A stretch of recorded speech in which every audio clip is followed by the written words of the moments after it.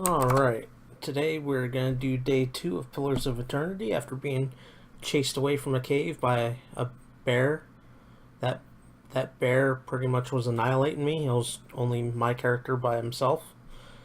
I believe you're supposed to have more than one character when you face off with that bear, because there's no way humanly possible that I could have beaten him. So we're just loading up my saved game, and then we're going to continue adventuring. Questing. Completely blind playthrough, so no hints, tips, spoilers, what have you. And this is the first Pillars of Eternity, not the new one. I have a history of liking the old Gold Box AD&D games, as well as the Infinity Engine, Baldur's Gate, Icewind Dale, etc. games. So this should be fun. One thing I am going to do is make a note in my journal. Bear Cave. Go kill bear that you ran from. That way I know to go back to it eventually. So let me find out where that was in the Vale Wood. So let me add that to it.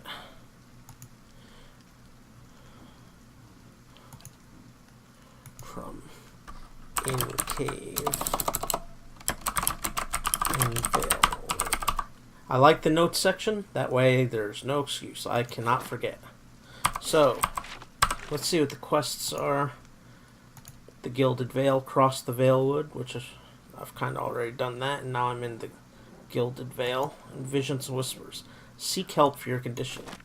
I know I made friends with somebody for the Blackhound Inn, the innkeeper, I believe. So let's continue on. Right. Let's see if I remember how to play it. Oh, one thing I did want to check, because I did Alt Tab. Okay.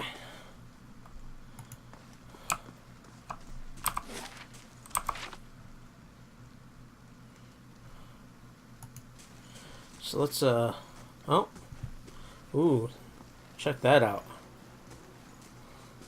It's like a hanging tree, literally.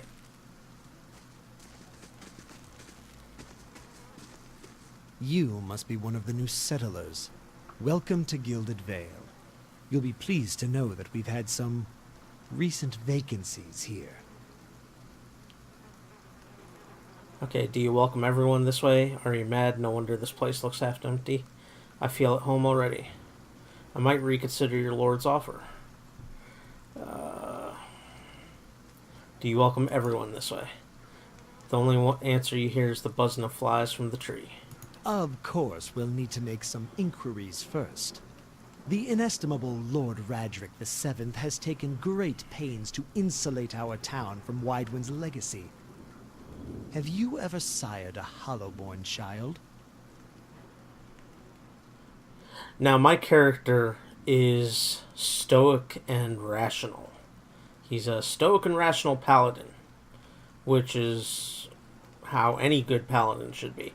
So I'm going to refuse to answer, to keep in That kind of with my surliness will get you keep nowhere with my in Gilded personality. Vale. Lord Raderick has made it his first priority to eliminate this scourge from our village, and to him, And that means no if I have to answer kill at these all people, is so as be good it. as an admission of guilt. I should warn you, stranger. Here in Gilded Vale, we have a special place for dissidents, charlatans, and those who would hide a curse in our midst. He steps aside and inclines his head ever so slightly towards the deformed tree, like I could miss the hanging corpses from the tree. His lordship's wife is with child and due any day now. Without his approval, I shan't be able to find you a permanent settlement. It will have to wait until after the birth. We can continue our interview then, after the bell tolls from Radric's hold to signal my lord's new heir. In the meantime, you can find temporary accommodations at the inn just southwest of here. Okay, let's see. My options are: I've been feeling strange ever since a close call with a Biawak. Is there someone in town who could help? You said something about Hollowborn and Wadewind's legacy before. Before I got here, I saw several people completing a strange ceremony near some ruins. That tree over there. I don't want to say number one because they may hang me just as if they see a sign of weakness. So let's talk about that tree over there. Urget doesn't even look over his shoulder. Ah yes, not everyone has accepted the measures necessary to keep the village safe. Ever since Lord Raedric banished the mothers of Hollowborn, some have taken up arms against him. And while he's been searching for a cure, he's been beset with frauds and opportunists. We've had ciphers, wizards, and animancers come through town, taking the Lord's coin and promising to end the curse. Lord Raedric finally decided to make an example of those who would profit from our tragedy. He points to the body of a dwarven woman. The latest was an animancer from the Valen Republics, who claimed to know techniques none of us had seen. By now, we've seen it all. So it looks like I could probably talk about most of this stuff. Let's ask about the Hollowborn Waidwen's legacy. I forgot that you foreigners do not have this curse in your homelands. The Hollowborn have been a scourge upon the Dyrwood for almost 15 years now. Dyrwood, I'm not sure on the pronunciation. He lowers his voice to a whisper. Children born without souls. Sounds like stillborns or something. He shakes his head. Pitiful, dumb things that breathe, barely, but do not truly live. Some say the Hollowborn are a disease. Some say they are a punishment from the gods. He raises his empty hands. In truth, no one knows. But they began spreading after the saints... one second. Yeah, okay. They began spreading after the saints warned, so the name Waidwen's legacy stuck in honor of that foul, blasphemous pretender. His voice shakes with vitriol. I see. Lord Raedric's decrees may seem strict at times, but he has our best interest at heart. He nods. If you have any other questions, don't hesitate to ask. It's important that everyone in Gilded Vale understands our rules. Let's mention the Biawak. Whatever your problem, it sounds like a matter for an animancer. However, the only animancer in Gilded Vale isn't in any condition to speak. Consider yourself fortunate. After she failed Lord Raedric, we saw to it that she wouldn't profit from the misplaced trust of others. A bad cure is often worse than none at all. But if you're set on finding a bottle of troll piss or a dead Audra pebble to rub on your forehead, you're welcome to check her pockets. A little corpse stink is nothing when you're digging for shit. My advice, however, is to be satisfied that you escaped and leave it at that. You'll want to mind where you mention that. Trespassing on Engwithan ruins is illegal, not to mention dangerous. You probably saw someone attempting some new ritual to appease the gods. People try anything these days. Bareth have mercy, we certainly have. Maybe so. I don't think so. Just as they finished, there was a Biawak. He polished his spectacles on his sleeve. If you'd been that close to a Biawak, you wouldn't be standing here. Goodbye. Keep out of... Uh-oh. Listen! The bell chimes for the... 2 tolls. Let that be the last. 3. Gods have mercy. It seems your arrival is ill-timed. 3 bells toll only for the death of a Raedric. I fear Lord Raedric's heir is lost, or else Hollowborn, and so lost all the same. You should tread carefully. Circumstances have changed a great deal. Aggressive's not my style, so what do you mean? What happened? Does this affect the Lord's offer to new settlers? Let's go with what happened. He shrugs one bony shoulder. I'll know more details when the messengers arrive. The vagaries of childbirth, perhaps, but that is not your concern. What do you mean? You come to us at a time of mourning. The legacy is struck at the heart of the Gilded Vale. Our efforts to redeem ourselves in the eyes of Bareth must be redoubled. He sets a steady gaze on you. I'm not going to do aggressive. Does this affect the Lord's offer to new settlers? I could be sure of nothing right now. I advise you to get some rest. The inn or stable for all I care. Find me afterwards. I will know more soon enough. Alright, farewell.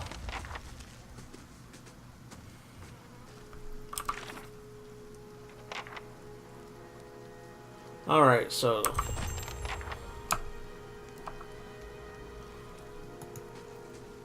let's look around this tree area. Let's talk to Urgent.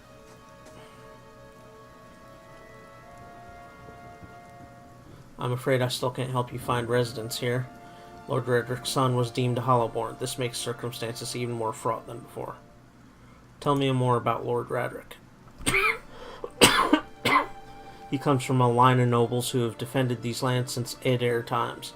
Redrick II was an early supporter of Dairwooden independence during the Revolution, and the current Lord's father perished in the Saints' War. Hollowborn began appearing in the Dyrwood shortly after the war's end. Lord Radrick has taken it upon himself to purge the curse from Gilded Vale. His measures have been severe but necessary. Unfortunately, it may not have been enough, if the bells were any indication. The Saints' War? Our age's most egregious example of man's madness. 15 years ago, the people of Red Saris decided that Waidwen, their living saint, was the literal incarnation of the god Eothas. Urgent wrinkles his pinched nose. This supposed saint took it upon himself to liberate the Dyrwood, supposedly from allegiances to less worthy gods, but I've never known an army to conquer a land for its people's own good. The war lasted about a year, but you can guess what that year did to the worship of Eothas and the Dyrwood. Lord Radrick's forebears had all been Eothasians, but after his father fell defending us from those fanatics, he personally saw that the temple of Eothas here in town was shut down. He points at a few ruined walls near the tree. If you have any other questions, don't hesitate to ask. It's important that everyone understands our rules. I'd like to know more about the Gilded Vale. We're a frontier village, as are most settlements in the Dyrwood. Gilded Vale hasn't grown much since its establishment in the colonial days, and the last 15 years have seen our population shrink further. He takes in the ramshackle houses and half-fallen fences, hence our recruitment of fresh settlers. Why has Gilded Vale's population been shrinking? Waidwen's legacy, of course. Many women have had difficulty bearing healthy children of late. A few years ago, Lord Radrick decreed that no mothers of Hollowborn are to be allowed in Gilded Vale.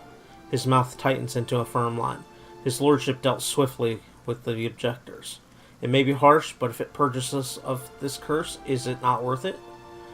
Tell me about those ruins behind the tree. That's what's left of the temple of Eothas. His lips pucker. Lord Radrick forbade worship of the dead god after the Saints' War. It's been abandoned for almost 15 years, but there are plans to rededicate it to Bareth, the god of life and death. Enough about the Gilded Vale. Goodbye. Keep out of trouble. Keep out of trouble.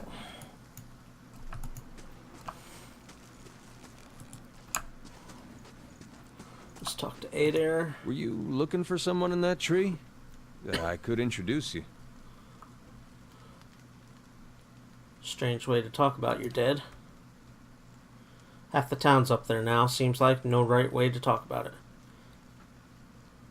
I'm looking for someone who can help me feel better. He gives an understanding nod as he takes a long drag from his pipe. My condolences. He exhales and turns his attention away, watching the village around him. The man smiles broadly. Welcome to our lovely village.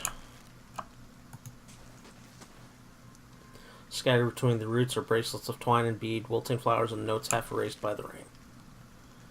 Okay.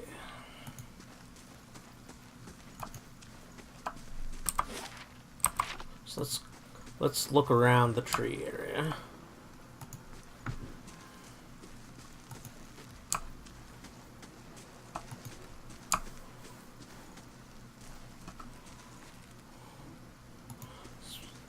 Collect some. Let's talk to the villagers. They don't have much to say.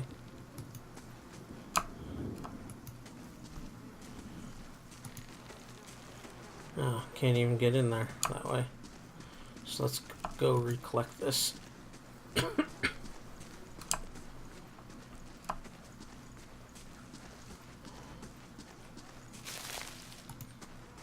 Blood moss.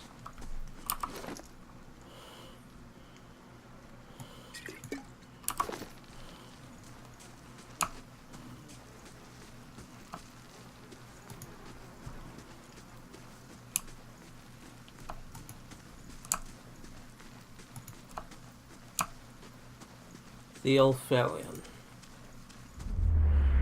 As you near, you feel a vibrant history contained in the essence of this man's soul. Voices from its past seem to call out to you. Reach out for the soul, or step back. Reach out for the soul. You see a pennant waving tall and sluggish in the wind, a rising sun embroidered on the banner, the vanguard of a small troop of paladins. The atmosphere is buoyant, if restrained, and the armor has not yet been tarnished by the elements. This expedition is fresh, young, filled with zest and zeal. At their head stands a commander, awkward in full armor, but determined in step. Despite the excitement of his fellows, he does not smile. There's a twist to his mouth, his countenance grim. He throws up a hand, halting his troop. Silence falls among them, revealing a dark thunder, deep and low. He orders them to ready their weapons and spread out. Eyes dart from horizon to horizon, necks twisting to see the source of the sound. In the distance, dust and lightning rise from the ground as Stygian clouds race towards them overhead. The soldiers stand, only the staccato movement of their breath betraying their nerves.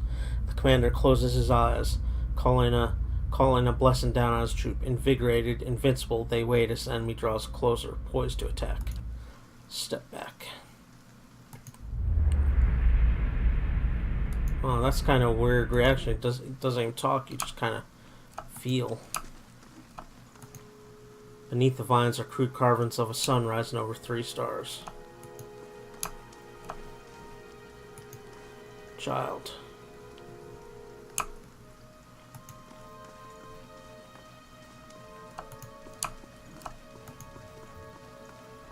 Okay, so I looked through this center area. I could either continue on this way and work my way around,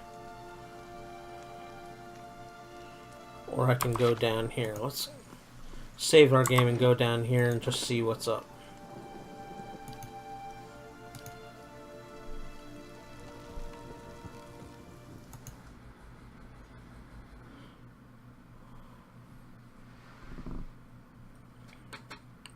If this is a dungeon, I might have to go back and come back later. A rising sun and the 3 dawn stars, the symbols of Aethys. Wretched beasts. A man lies resting against the wall, lit by the dim illumination of the fading sconces. He has a gaunt, fox-like aspect, and his face is pale and damp with sweat. One arm is held loosely against his side, sleeve soaked with blood. He gives you an anxious glance as you near, his features twisted with pain. Good day to you. Ah, thought you were some... Never mind. Whoever you are, you've traveled a long way to reach a dark place. This temple isn't what it used to be. Probably for the best, times being as they are. He groans and shifts position, wincing. I'm no looter, if that's what you're thinking. Not one of the faithful either. Just wanted to do some good, I suppose. Got my arm clawed up for it. He regards you warily. Maybe you'd have better luck. Better luck with what? Man points a finger upwards. These ruins around us used to be a temple of Aethys, the scattered god. A grand temple that his worshippers would come from all over the Dyrwood, from Ridceris even. Until the war, of course. Even then you'd get some of the stubborn ones, the ones that couldn't get it through their heads that their god was dead and gone.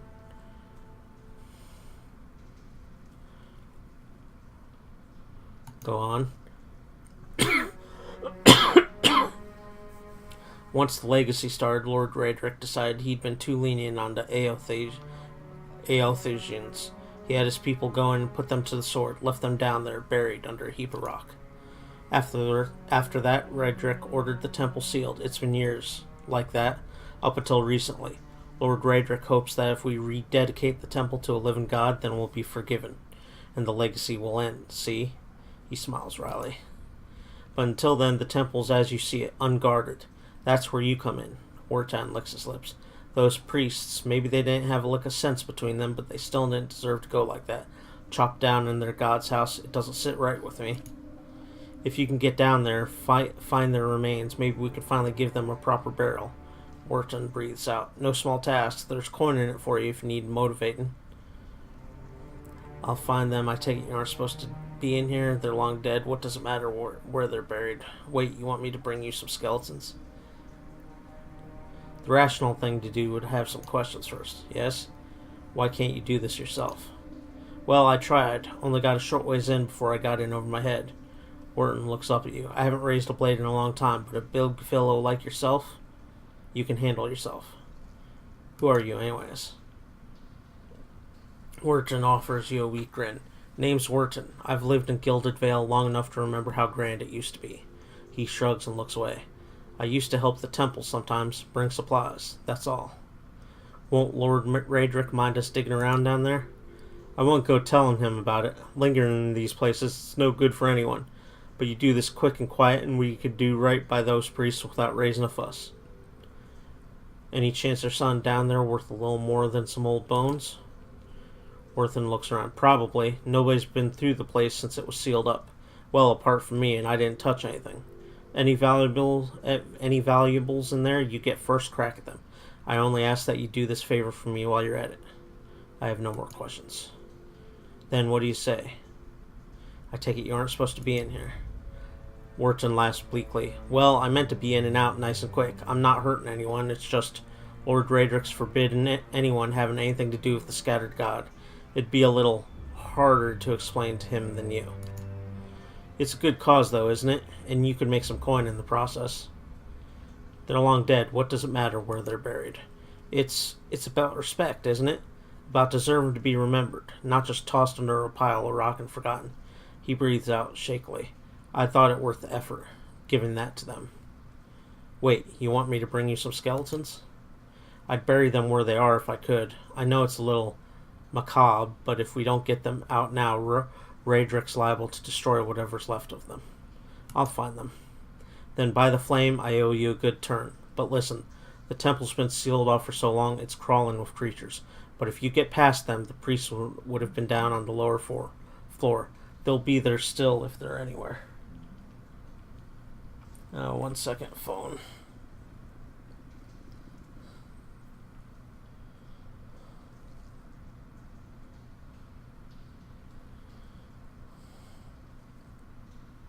Sorry, my mom's having an issue with her water pump.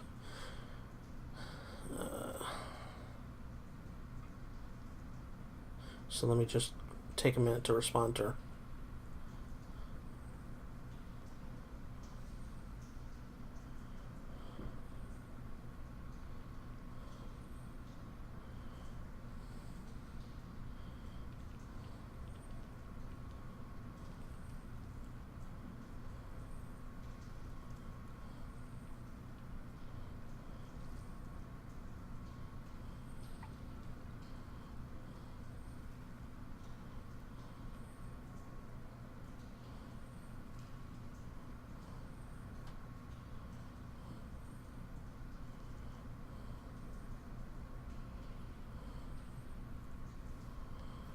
Okay, sorry about that.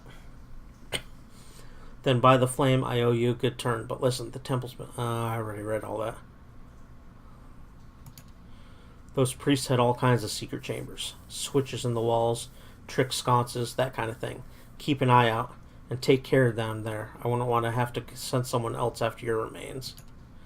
I'll wait here by the stairs and keep a lookout. Maybe try to patch myself up some.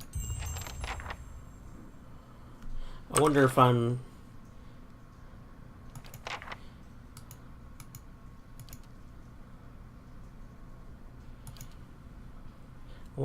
of the appropriate level to do this quest. Well Hope so. met, friend.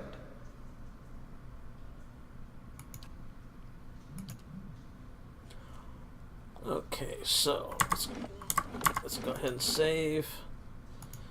I'm a stickler for saving. I don't like repeating stuff.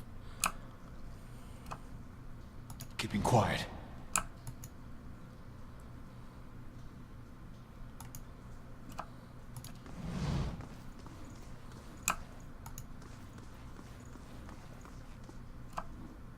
Keeping quiet.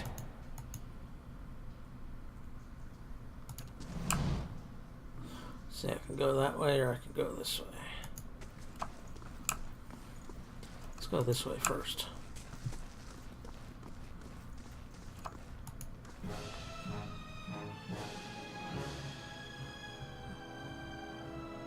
Well, here we find out whether I'm intended to be able to do this yet.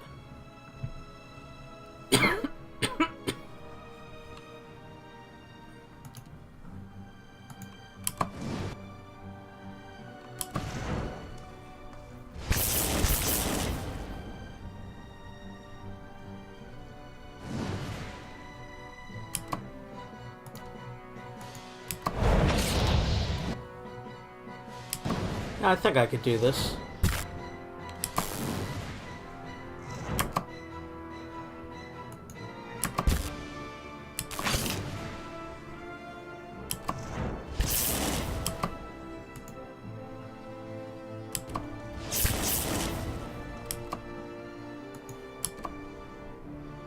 They charmed me.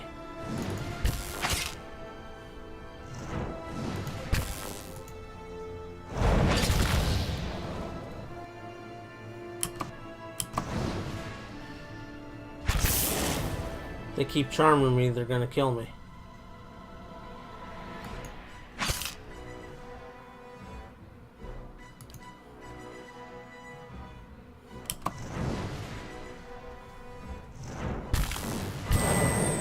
Let's go.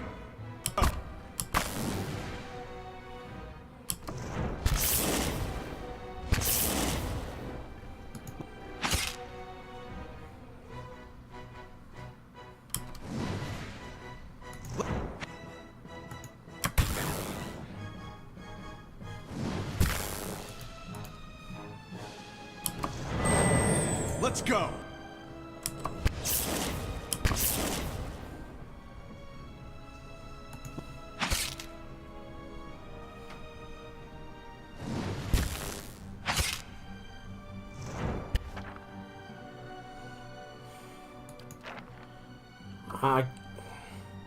Maybe I'll come back. I don't know. I'm close to being able to do it, but maybe I need help. One person's help. Sure.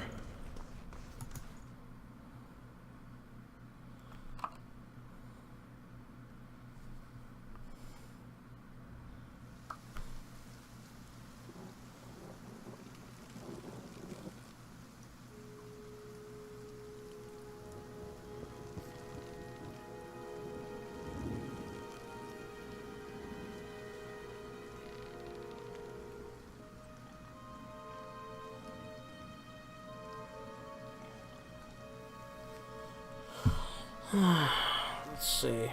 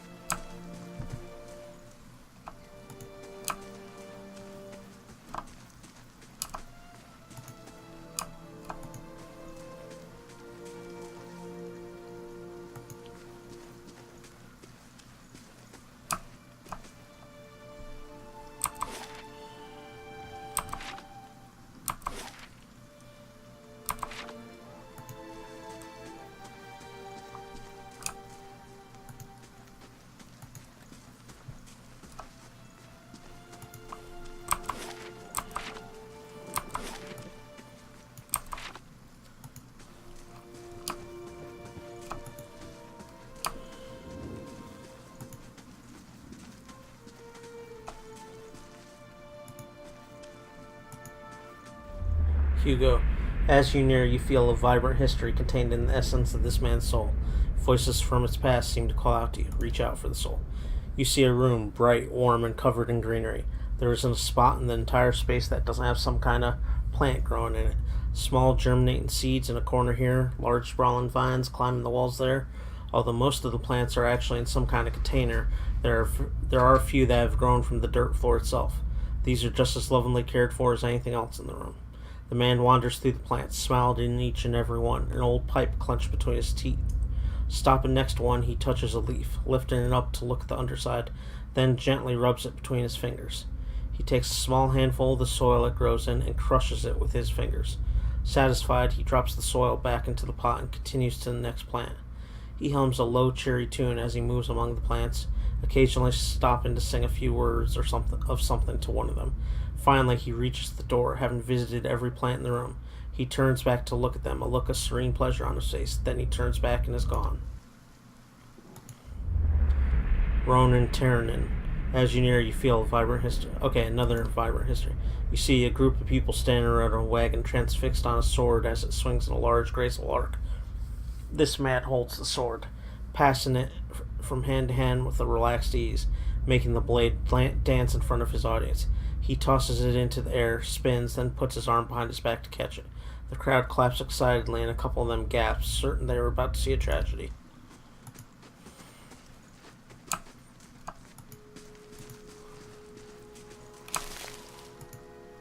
Despite the rains, the stalks feel as dry and stiff as locust husks.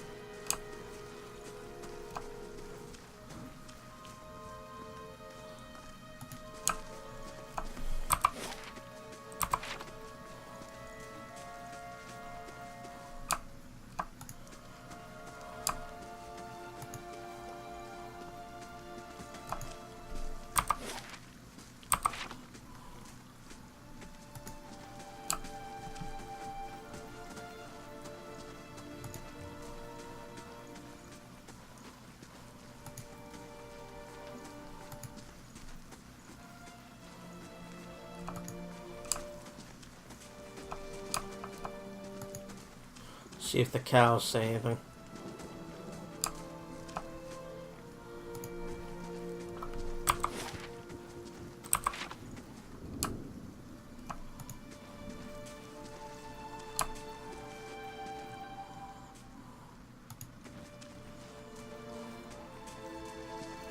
So far, none of these houses I can enter because there's no doorway that I could see.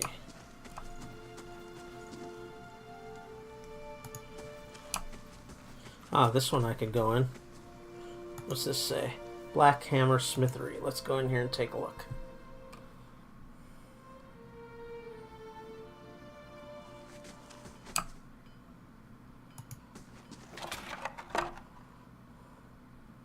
Ale, rice, hammer, and chisel.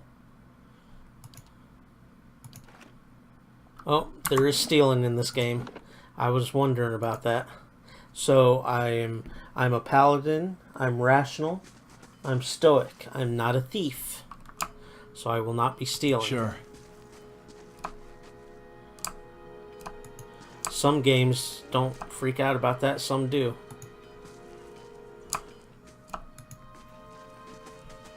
I should have known it would be because gold box games, Infinity Engine games, typically you can't just steal.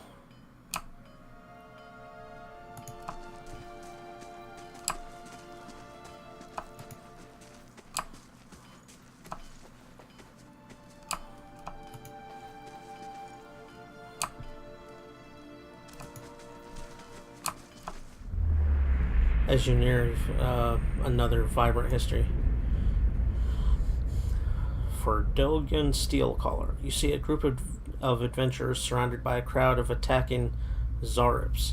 This man was with them, seemingly unconcerned by the battle, even detached from it as he stands in the middle of his comrades, chanting, his expression bordering on elation. His voice is powerful and deep, booming out across the combatants as a rich counterpoint to the chaos of their fighting. With every phrase, the battlefield changes. His allies glow with a pulsing blue light, so he's a chanter, sounds like, freezing the Zarips that surround them. A blazing pyre erupts from the ground, cutting and burning the creatures and sending them scattering. One of the fallen Zarips suddenly explodes as 3 giant grubs crawl from its corpse and attack the remaining enemies. The man continues to chant, thoroughly enthralled in the joy of the moment. Finally, the creatures have been reduced to 1. His allies stand back as the man approaches it, still chanting. He removes his hammer and swings it at the Zarp. His phrase ends as the hammer connects with its head, punctuating the spell and bringing his song to an end. Harlan O'Reinson. You see a man crouching, surreptitious and alone. A series of untamed shrubs, all that hides him from the vision ahead. His eyes are locked on Adelimgan, beautiful and terrible, eyes half-lidded as she hums. A bird with fantastic blue and orange plumage sits on her shoulder, trilling gently, and the man is entranced. Trembling, tentative, he stands, and the tranquility is broken by the bird's startled squawk. The Delimgan half smiles, beckoning with his twig-like fingers. She does not speak as he approaches. His mouth is dripping sounds of awe and admiration. She waits, coy and tempting, and with agonizing slowness he is before her. Then something changes. She sees something hanging limply from his side, and begins to hiss, fingers suddenly, claws and eyes black with hate. He has no time to reach for his axe or grimoire as she strikes, and just as soon as she strikes, she is gone, the only evidence of her existence the shuddering wreck on the ground. He grabs at the grimoire nevertheless and begins to chant, but the words of a magical language of his own imagining, scribbled in a maniacal shorthand, ring hollow, and the silence continues unabated. He turns and shrugs at someone, or something, but if there is something there, you do not see it.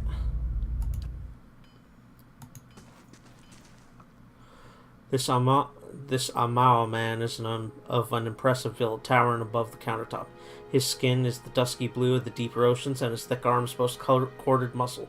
Small ears frame a square-jawed face coated in smeared soot and arcing black tattoos alike. Welcome.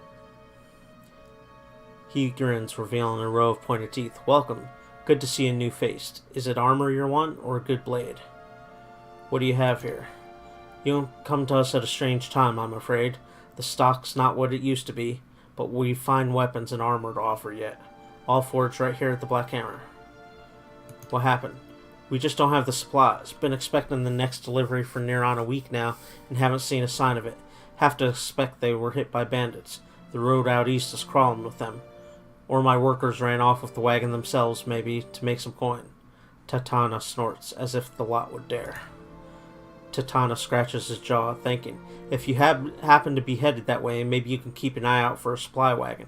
Or my shipment, at least. They'd be cutting through the Black Meadow, I expect. Only good road for it. As it is, most of our weapons go to His Grace, Lord Radric. Tatana glances at the nearby guard. And that's as it should be, but it doesn't leave much for outsiders. We just don't have the iron. Where was the wagon traveling from? We send the wagon up to New Hamar with weapons, and it swings around through Logholm and the like to purchase supplies. Shortest route back is through the Black Meadow and then north through the wilds. Tatana shakes his head. Had a trader come through with the word they'd made it to Logholm, but haven't heard a thing since. I'll find your supplies. Tatana nods. Then you have my thanks. You bring those supplies back and I'll have plenty more to offer you. A discount to start. Oh, and if you find my workers, tell them to hurry it up or they can take up farming instead. Good day to you. Let's see his wares.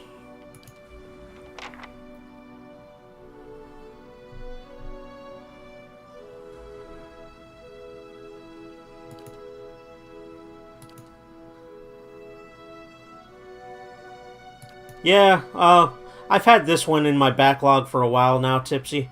And I just kind of had the urge to play it. The fact that the second one looks good doesn't hurt. So, yeah, just kind of giving Pillars of Eternity a try. Big fan of the old AD&D Gold Box games. Grew up on those, and I enjoyed the Baldur's Gate Infinity Engine games. Same as Icewind Dale. I grew up on all that stuff, so I really enjoyed those. So this is kind of in the same vein of those Infinity Engine, Baldur's Gate, Icewind Dale style games. It's pretty good so far. Yeah, I could literally never buy a game from now till I'm 90 years old, and thanks to Steam and Steam sales, I'll have games forevermore to play. And the way it's no different from a woman who collects shoes and only wears them once, or purses or whatever, or whatever. I don't let my backlog bother me. I view it as collecting. Yeah. Alright, so we kind of did this area. So let's go up in here and kind of scope out around, finally make it to the inn.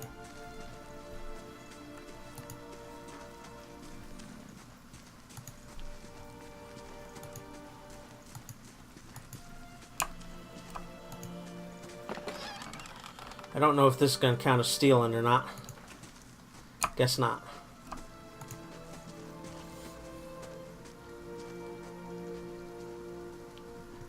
Hey, most of my games were on Steam sale. It cost like $5 or less. So, I just refuse to feel guilty for a $5 or less purchase. Just won't do it. This man and woman appear to have been deep in conversation, working at closing two bulging satchels.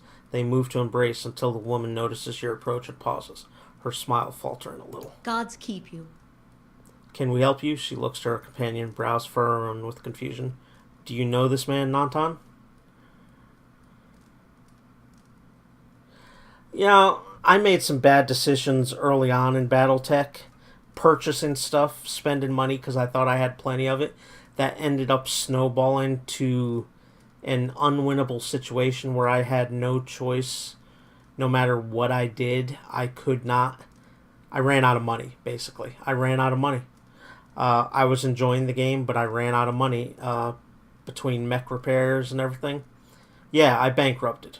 And it's because I made some poor early on decisions that just kind of snowballed.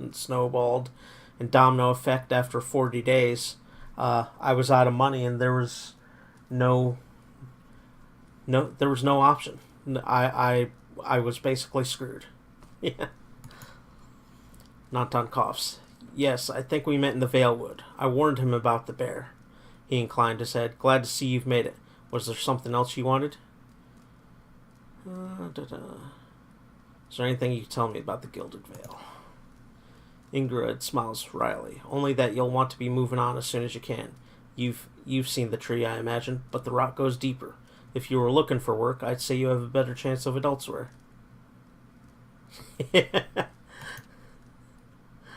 Warm lemonade.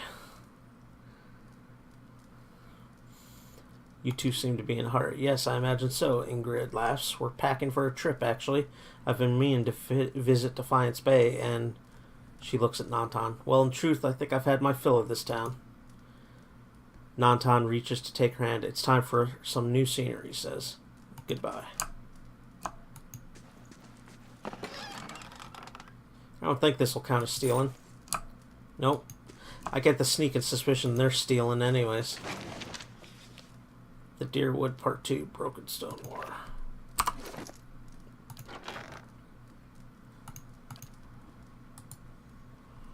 I'm not in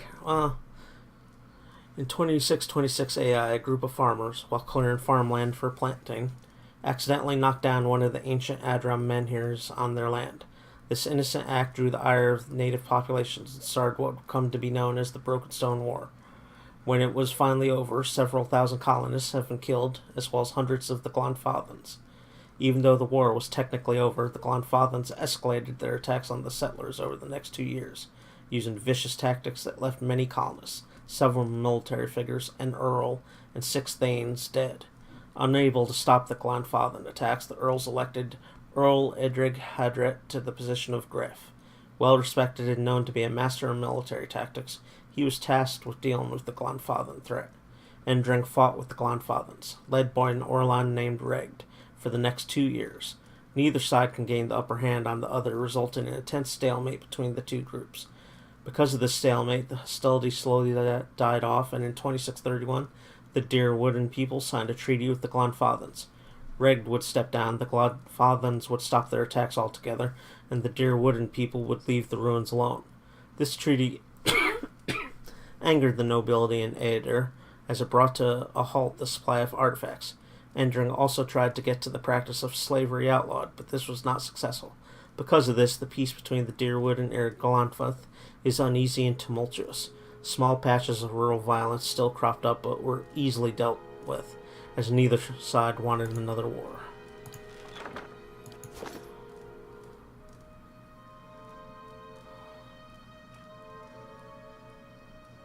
Well, that's what mind flayers do. They're supposed to eat your brain.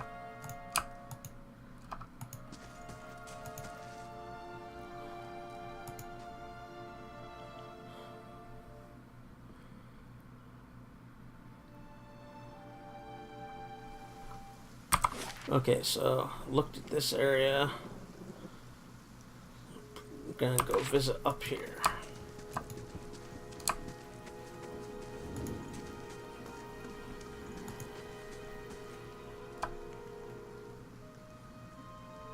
The thing I liked about Icewind Dale, I actually preferred the Icewind Dale series better in Baldur's Gate. Icewind Dale was a lot less story focused and a lot more combat, dungeon exploring, and I just really loved the Icewind Dale series. They remastered the first one, enhanced edition did, but apparently Icewind Dale 2's source code has been lost, so they have not been able to find the source code to make the enhanced edition for Icewind Dale 2. I don't know if they've given up looking, but they've been trying for a while to find it, to no avail. You would think somebody has to have the source code for Icewind Dale 2.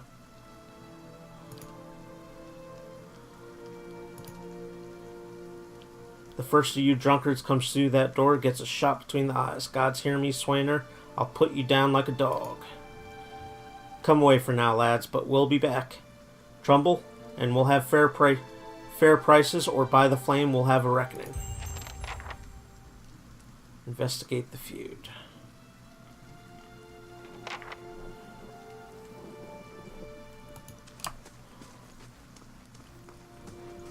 Just check up here real quick. Collect some herbs. Let's investigate the feud.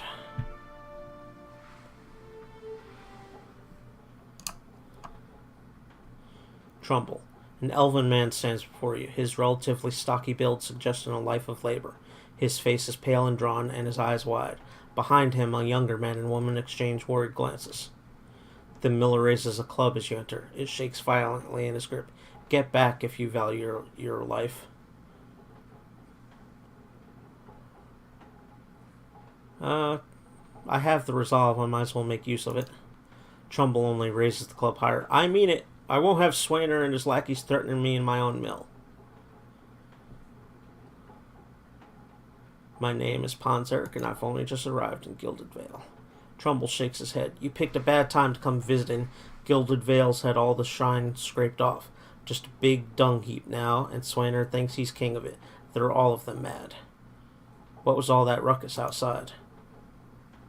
Trumbull shakes his head. Where to begin? Swainer's whipped them up into a froth, going on about the grain stores. Claims I've hidden away most of it. All I do with the grain is sell it. I can't create it out of thin air, and I can't hand it out for free. I pay the farmers for the crops they bring in, and I sell what comes out of the mill. Most of it goes to the Black Hound on the west side of town, for ale. And Swainer and his lot sure don't mind that part. You take a look at the fields on the way into town. The crop's blighted, and most of what I'm getting from the farmers, Trumbull gestures to the sacks and containers, it's gone off, rotted through. I can't pay top prices for blighted wheat, and I've barely got enough good grain to go around. Swainer's howling after things he has no right to. Maybe I ought to have a talk with Swainer then. Seems like a pretty clean story for a messy situation. Let's just see what Resolve says. Trumbull blinks, taken aback. I'm not. Look, it's no lie. The stores really are low. There was so little grain going around, I had to raise the prices for some people. There are folks in this town that deserve far better than Swainer and his lot. People who've done more for Gilded Vale. People like the magistrate.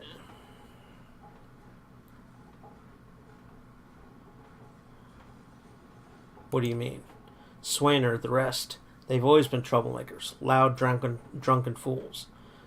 That woman with him, her soul traces back to Dearden, that wretched brigand, and it shows. We have good people in this town, people still hanging on to what's left of it. They deserve a little more. That's all I'm saying. People like the magistrate? I can't do anything about that, Trumbull says, his voice quiet. That's just how it works. Maybe things are different elsewhere. Here, Raedric's men, they keep the village safe, so they eat well. Maybe I need to go have a talk with Swainer then. The miller all but sags with relief. I'd be grateful if you did. He won't listen to me anymore, but maybe you'll have better luck. Tell him we're all having a hard time of it, and we'll all have to make some sacrifices. We'll be in your debt for it, if you can convince him.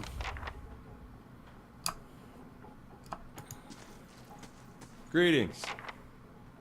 I had more questions about the whole situation. What's to explain? It isn't very complicated. Yeah, I liked Minsk and Boo. Basically an attack hamster.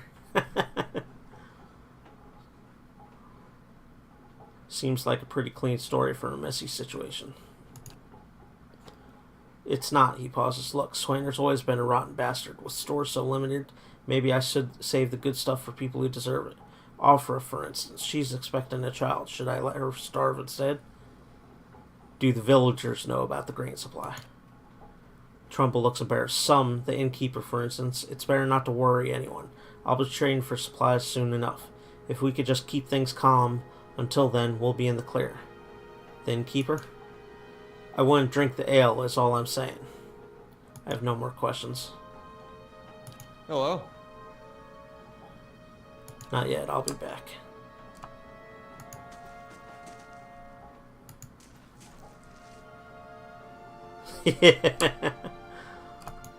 Poor hamster, sent in to do the dirty work, shall we say. I hope this doesn't count as stealing. Oh, it does. Dang it. I can't steal. I must remember, for all intents and purposes, it's probably going to be stealing.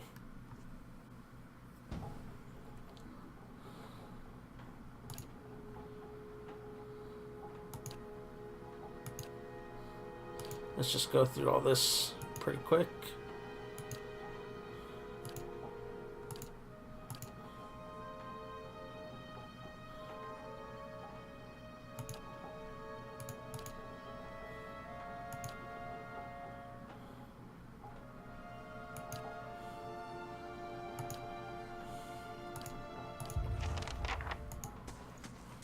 Good day to you. No more stealing. Or even looking, I guess.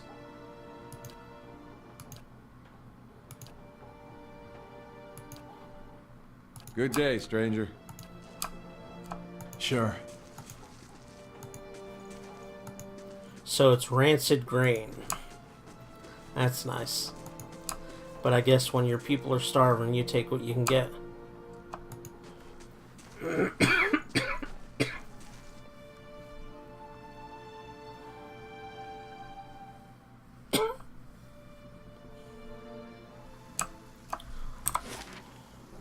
Okay, I didn't really go up this way. Let's see if there's anything up here.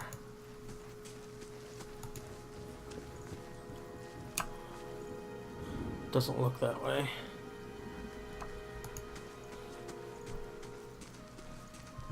Oh, there's an herb.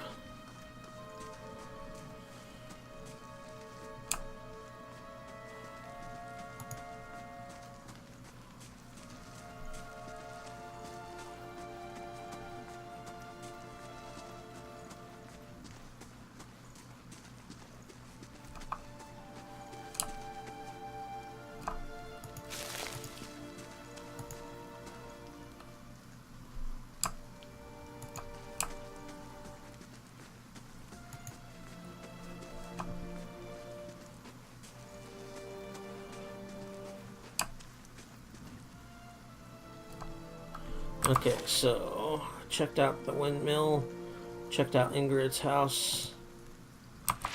Let's go here.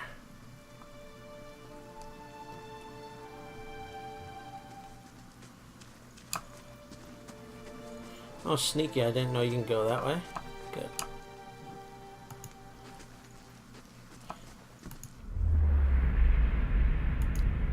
You see a pair of immaculately polished leather boots and an impeccably maintained goatee. Their owner is a slightly hook-nosed man with a wicked grin and narrow eyes. He bobs his feathered hat at a nearby merchant as he ambles by, a small piece of parchment held tight in his fist, ink staining his fair fingers. He seems to know most of the merchants in the market, stopping to engage some, nodding at others, and even bartering for minor goods with a select few, always smiling, laughing, and exchanging jobs. He approaches a heavy-set Amawa, smile plastered stiff across his face, and jokes about the weather. She jokes back, subtly palming him several gold coins. When he walks away, the paper in his hand is gone and the smile on his face is far more genuine. He tips his cap at her, winking, and trundles off with a new spring to step. Doran Chamberlain. As you near... Oh, yeah, they all say that. You see a large crowd gathered in the middle of a courtyard. This man stands in the midst of them, a cloak pulled over his head, holding it closed around his neck. The crowd has congregated around a platform, and they all watch, transfixed, as a man is led to the platform, flanked by 2 city guardsmen. The man is shackled hand and foot, but carries himself as a nobleman, not deigning to even glance at the crowd. The cloaked man pulls his cover closer around his face and turns to leave, hunching over to avoid being seen. A crier on the platform unrolls a parchment and begins to read, but the man pays no attention, intent on getting away from the courtyard. The crier's voice grows louder and more intense as he reads, and voices from the crowd start to punctuate his sentences. The jeers and shouts grow more frequent, and with each one the cloaked man flinches, and his shoulders droop. He breaks from the crowd, coming to the edge of the courtyard as the crier reaches the end of his proclamation. The crowd grows silent again, save for the occasional shout. The man turns back to look at the platform, seeing his father kneeling before the block, neck exposed. The executioner moves into position, lifting his axe to strike. The man turns suddenly, unable to watch. There's a wet thunk, and the crowd breaks into cheers and applause. He leans against the wall, regaining his composure, then straightens up. With obvious resolve, he strides off, away from the crowd and his legacy.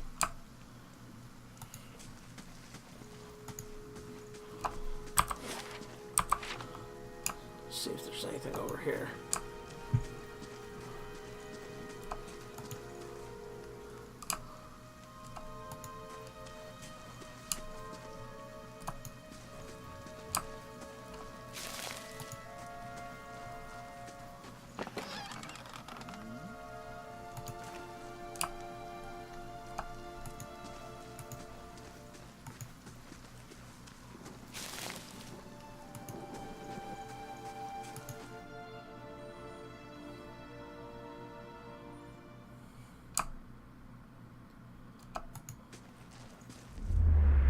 Out for the soul.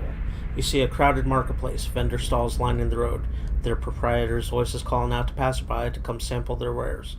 This woman wanders through the throng, strolling hand in hand with another woman. They peruse the vendor's goods, tearing at a book merchant with a number of old and beautiful tomes, chatting with one another about what they see. One will pick up a book and show it to the other, who will take it, comment on it, and place it back on its shelf. Then the first will snatch up the book again and quickly pay the merchant before the other can snatch it back. They walk away from the market, weighed down by packs filled with books, still hand in hand, standing close, comfortable and familiar with each other. As they pass down a somewhat deserted street, an object suddenly hits the woman in the chest and bounces off, rolling away towards one of the buildings. The women stop and look at the object, an apple, then back up at the person who threw it. There is nothing special about him aside from the angry look in his face and the 2 other apples he holds. Before either woman can move, the man draws back and throws another one at them, this time hitting the second woman in the forehead. He yells at them, something derisive and hateful, something about a legacy and about responsibilities. The woman raises her hand to her head and wipes the juice and bits of fruit from her face and stares the man down defiantly. The first woman squeezes her hand and puts the other on her companion's shoulder, attempting to calm her down. The other woman pulls a book from her pack and holds it before her, muttering under her breath. She pulls her hand free and waves it about above the book, an aura forming around her. The first woman is still trying to calm her down, but all she says goes unheard. The man, uncaring of the events happening in front of him, draws back and throws the last apple. As it arcs through the air towards them, the second woman brings up her hand and points at the apple. A glowing orb of energy flies from her hand and strikes the apple, causing it to explode, raining bits of apple down on the road and buildings around them. The man's face changes, anger joined by fear, looking like he's trying to decide if running or attacking is the better course of action. The second woman has started chanting again, her hand glowing, her eyes narrowing. This woman steps in front of her, placing herself between her love and their attacker. Hold on a second. My wife just screamed.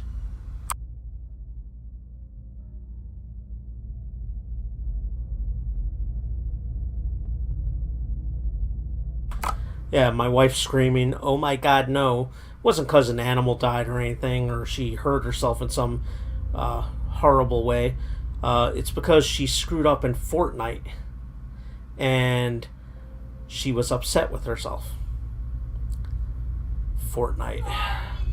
She touches her face, gently stroking it while whispering calming words. A kiss. The woman's countenance changes. She calms, her eyes softening, her lips regaining the lost smile. The first woman smiles again as well and kisses the other. Yeah, isn't it though? My wife is addicted to Fortnite. I can't stand the Battle Royale games, PUBG, Fortnite, or what have you. But she loves it. She is fully addicted, as is most of society, apparently. Wizard scum, the man behind them says, and the two women turn to face him, staring him down defiantly. They join hands and begin walking again, moving past him without so much as a sideways glance.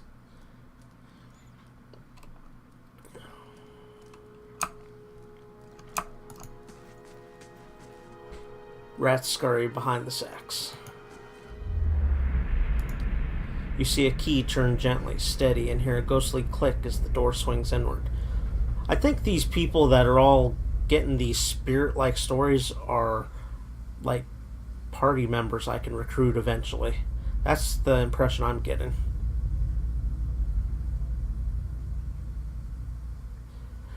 I'm all hours of the day, if you look at Twitch and browse by most viewers, it's always Fortnite. Occasionally League of Legends will, boost it up. But my God, Fortnite, all my friends' kids are playing Fortnite. My friends are playing Fortnite. My wife plays Fortnite. I don't see the appeal. I watch it occasionally because some of the streamers I like to watch stopped playing Mario Maker and started playing Fortnite, but it's just not my thing.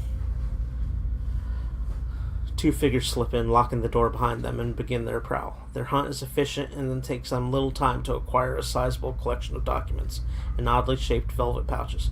Quick hands fill pockets, rucksacks, bags. The door opened downstairs and everything freezes. Footsteps, a tired giggle. The thieves are all whites and short breath as they empty their pockets of all but the necessities. Anything noisy hurriedly replaced. Silence from downstairs, then tentative steps up the staircase. A voice calls out. One thief creeps forward, the other gesticulating wildly for him to return. He continues forward, crouching by the banister. He sees a gaudy shoe and shoves. The woman falls with a cut-off scream, rolling lifelessly to the floor below. Swearing, the second thief grabs her brother and they make their escape, collecting whatever value they can on the way out.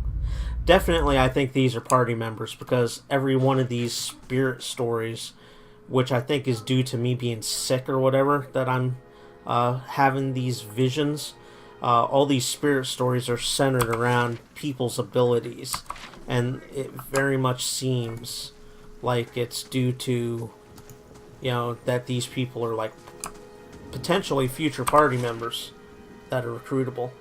Okay, so I've went all over here, so let's check out over here. Actually, it looks like I have to go in this way.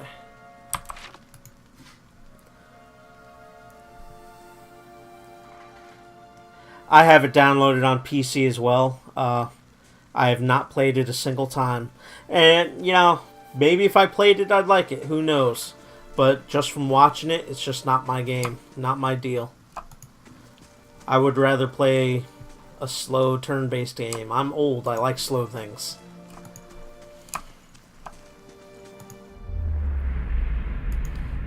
You see a lone man standing in a field. He looks around, surveying the crops. Occasionally, he bends to examine a leaf up close. He is intent on what he is doing, completely absorbed in his work. This man approaches him from behind. He moves slowly, but does nothing to mask his approach. In his hand, he holds a large sword. Sounds like a fighter or a barbarian. There appears to be no malice or hatred in the man's demeanor. He almost seems pleased. The first man hears his approach and stands, turning away from the plant he was inspecting. His face breaks into a smile, and he opens his arms to welcome the approaching man. The smile freezes into a grimace as the second man thrusts the sword through his stomach, its blade now protruding from his back. His arms slowly fall to his side, and blood starts to drip from the sword onto the plants below the man. As the first man crumples to his knees, the second pulls the sword out. A tear tear slowly falling down the cheek of his still smiling face. A tear. You see a small group of people gathered around the ruins of a house. The destruction continues out from the single dwelling through the entire village. Not a single building still stands. Rubble is scattered everywhere. One of the men in the group leans over something in the debris. It is this man, younger, barely more than a boy. The man reaches out and shakes the boy by the shoulder. The boy makes no sound and doesn't respond to the man's disturbance. The man looks up at the other members of the group and shrugs, standing to rejoin his friends. The boy suddenly sits up, eyes wide. He scrabbles backwards, away from the group, looking around in horror. The group moves toward him in unison, eliciting a yelp from the boy, who tries to move farther away. A woman in the group puts out her hands, stopping the rest. She turns to them reproachfully, motions for them to stay, then looks at the boy on the ground, who is trying to push himself through what remains of a wall. He seems unaware he has even stopped. The woman slowly moves towards the boy, hands out, speaking in a low, calming tone. For a time, the boy doesn't even hear. He just closes his eyes and braces himself against the wall, expecting violence. Eventually, the woman's words work through the fear, and he hears her. He opens his tear-filled eyes and stares at her. She holds out a hand to him. He looks at it, seeming confused by the offer, then hesitantly reaches out. She takes his hand in hers and leans down to help him stand.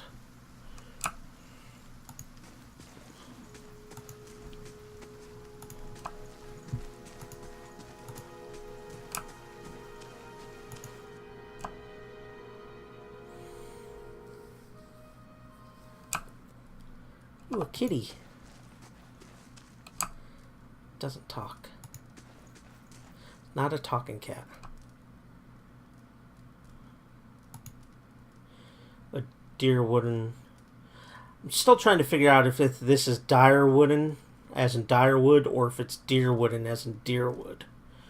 A Direwooden woman is standing in front of the fireplace, humming a quiet tune to herself, or perhaps to her unborn child, for she is clearly quite pregnant. She turns her head slightly as you enter. How do you do? Well, finally, I was starting to think. The woman makes a startled noise once she turns around and sees you. Oh, I'm sorry, I was expecting someone else.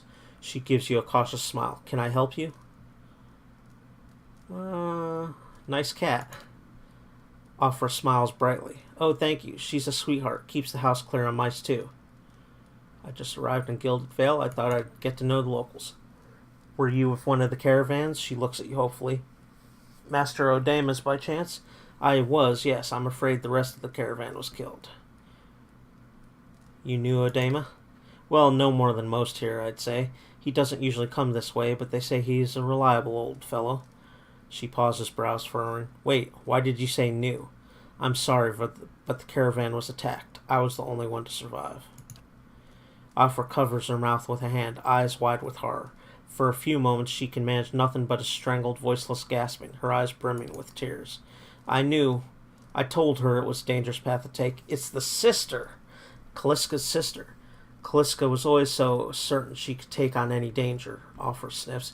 Oh, my poor sister. I'm sorry, stranger. I can't believe she's gone.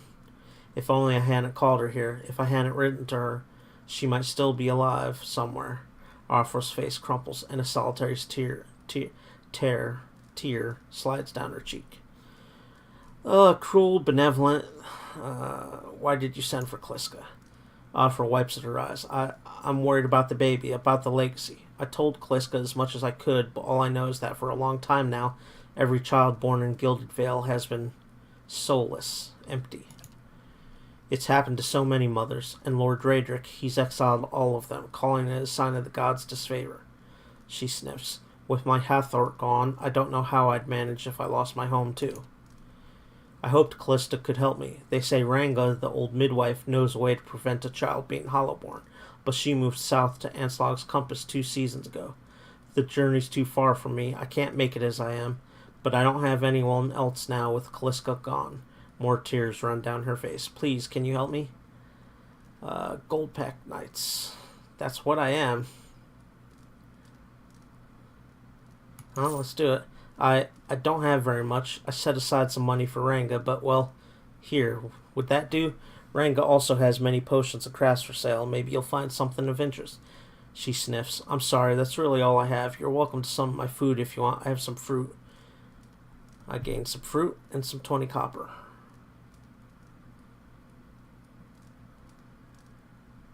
I'll find Ranga for you. Offer blinks, eyes wide. You will? Oh, gods bless you. Here, I'll give you coin to pay her with. You needn't trouble yourself with that. I think it's a drink she fashions out of... Well, I'm not sure, but it shouldn't be too much of a burn to carry back. Gilded Veil, slight positive. I have gained 20 more copper. Anslau's compass is what we call the lagoon to the south. You'll have to cross the wilds to get there. That's what keeps me from trying it myself. She clasps her hands together. Thank you again, truly. You'll be saving us both. She sets a hand on her stomach, smiling through her tears. Yeah. Hello. Any chance you could tell me a few things about Gilded Vale? Tell me about the village. Let me think. We're farmers mostly, but there's always been work and opportunity for people coming in from elsewhere. In the old days, at least, the Black Hammer Smithery's been here for a long time. That's Tantana's place, south of the mill. And then there's the Black Hound, which I haven't been to yet, just a ways south of here. She sighs, trailing off. I have to admit, I don't go out much anymore. With that horrible tree out there. Things aren't like they used to be, but I don't have anywhere else to go. Whose lands are these? The Raedric family has held title over these lands for generations. Their keep is northeast of here, past the Esternwood. She holds up a hand. I wouldn't go near, mind. He doesn't see visitors or petitioners. Not these days. Some people say that, well, that there are some bad seeds in that line. A weaker soul. Maybe that's why... She hesitates. Well, never mind. I'm sure Lord Raedric has his reasons. I don't have any more questions. I'll be going.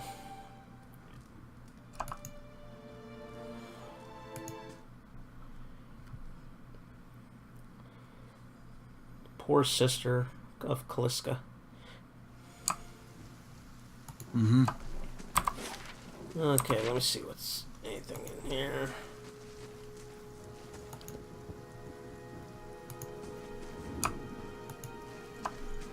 So it looks like the only thing I have to do is this little section down here.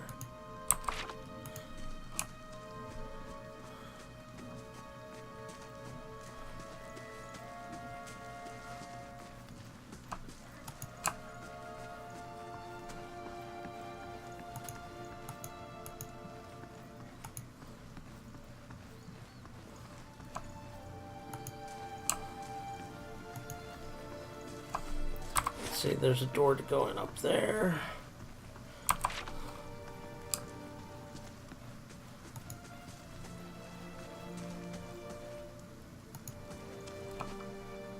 Aloth, you see 4 people gathered by the door to the inn. Their raised voices and chopping gestures suggest an argument reaching its climax. The first figure raises his hands for calm. His face is partially obscured by a hood, but his height and stature suggest an elf. I meant no offense. Let's put this matter to rest over a round, shall we? My treat. Hoping to soothe our pride with a few Adira coppers, eh? We don't need your coin. Well, I'm stoic and rational. Let's go with rational in this case. One of the other men glares at the hooded elf. His eyes are red from drink, but his gaze is focused. We're humble folk, but we're no fools. Not like he thinks, mocking us while he shelters in our village. We don't take to that kind of talk from foreigners, especially not Adrian's. Go on. Say it again. I'm itching for an excuse. Why, you're itching for the kindling touch of your sister, you cocksfeather! I'll cut that barrel-licking tongue out of your head. This is a misunderstanding. I didn't say whatever it is you think I said. We've nigh quarrel.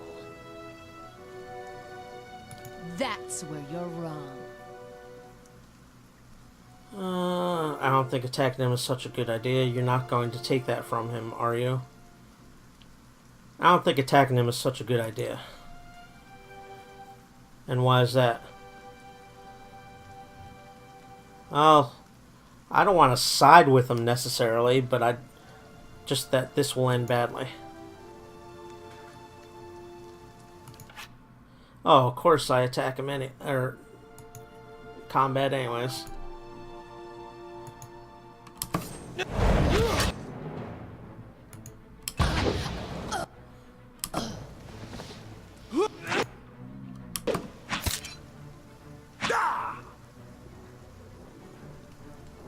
Gibbed.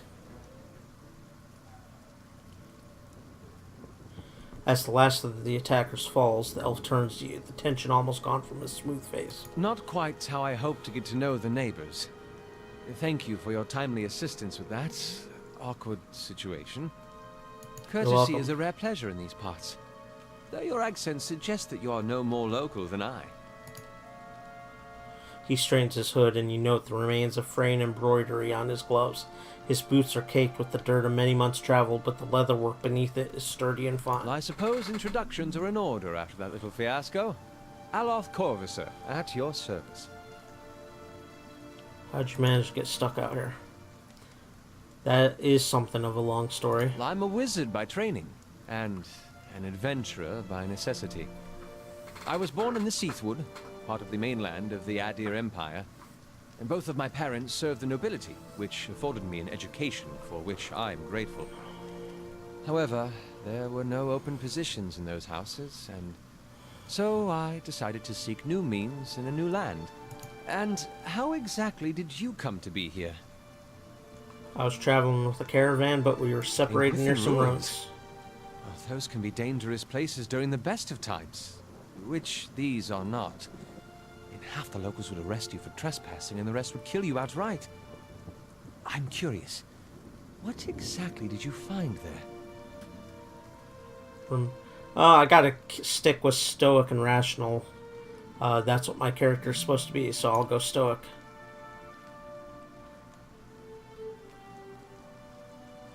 Just how did you manage to cross I'm those afraid three that was drunks? a matter of misunderstandings and mistranslations. It doesn't help that people in these parts remember their war with Adir like it was yesterday.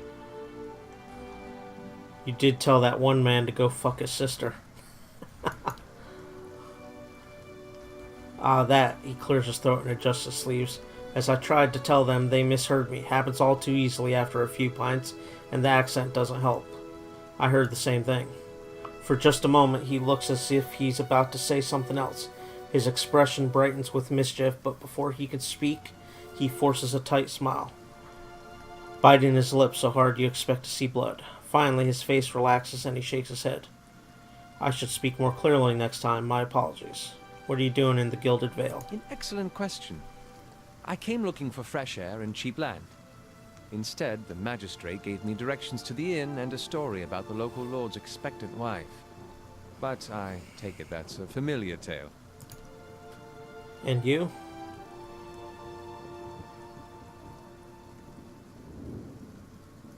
Experiencing strange things Indeed. away. The local lord has searched far and wide for similar specialists. He has rid himself of them almost as desperately.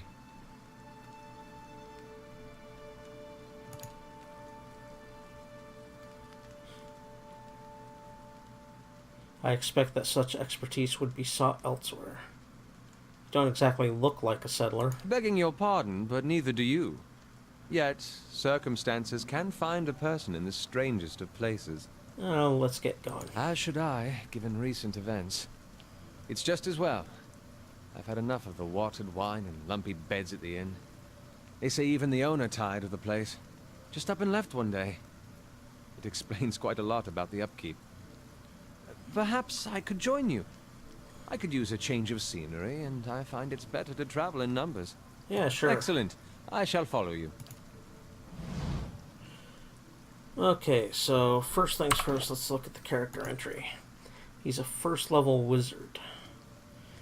So, wizard.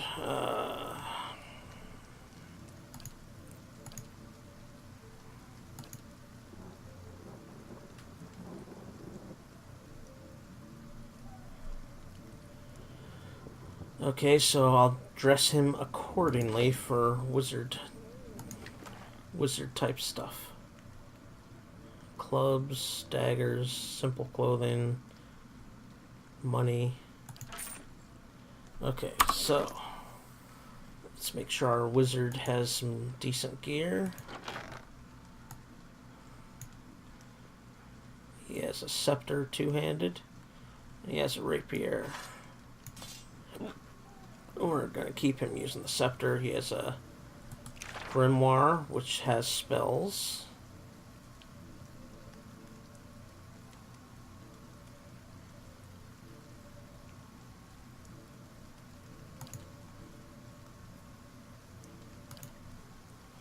Okay. He has a hood and leather armor. So it looks... Hello, kitty. Wizards have the ability to learn a staggering number of spells, but they are always limited by the capacity of their grimoires. At any given time, a grimoire may only contain 4 spells of each level. Click on a spell in the right panel to remove it from the grimoire. Add spells to empty slots by clicking on the spell in the left panel. Okay, got it. So, I want to make sure he has some decent gear. Two-hand scepter. Yeah. Make sure that's the best option he has. Medium armor of 6. I believe that's the best he has available. Do I have a cloak? Okay, he has a hood already. I can equip him with a cape. Oh, he already has a cape. Never mind. What is it? What is it, kitty? She's not doing anything wrong, Wild. Okay, so let's level up the wizard. Skills allow your characters to perform specialized actions like scout and detect traps, picking locks, or reading scrolls. Let's see, he's got a bunch in lore, which allows him to better use scrolls and mechanics. So let's level up lore a few times. Oh, okay, so 1 point in ability doesn't necessarily mean... Okay, I get it.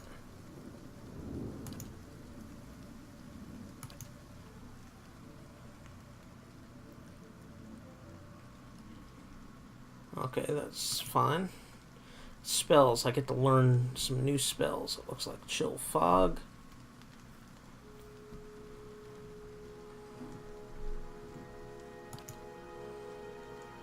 Blindingly white ice fog into inflicting blindness and freeze damage over time. Area effect. Energy quarterstaff. Eldritch aim. Fleet feet. Ghost blades. Jolting touch, which would require him to be in some semblance of melee range. Slicken. That's not bad. AoE knockdown, essentially.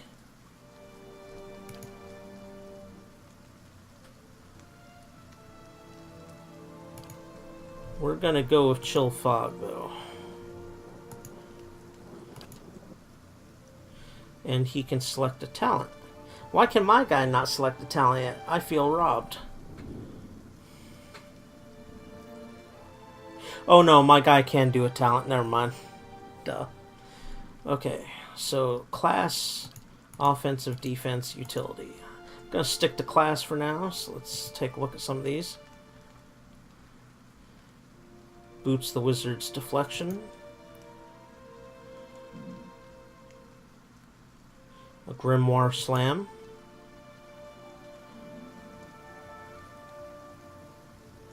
That might not be bad. A bad passive boost to his wand, rod, or scepter damage.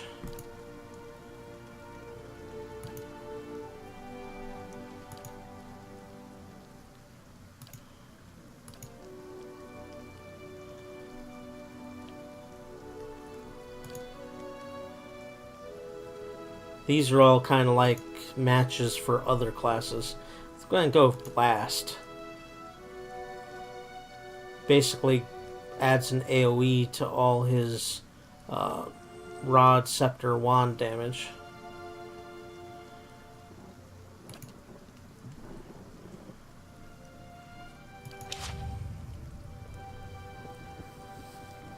Okay, so since I only have 2, let's form it like that. Let's go back up to this door here.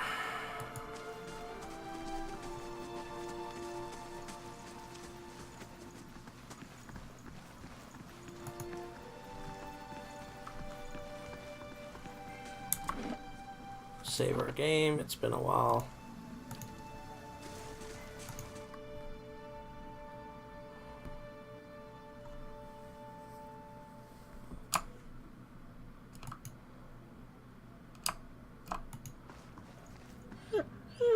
Blackhound. So Blackhound is a dog that has conversation. The hound stares intently at the covered window, head cocked as if waiting to hear a particular sound. It looks up when you approach and whines a low note, tail wagging slightly. Pet the dog. The dog's tail thumps happily against the floorboards.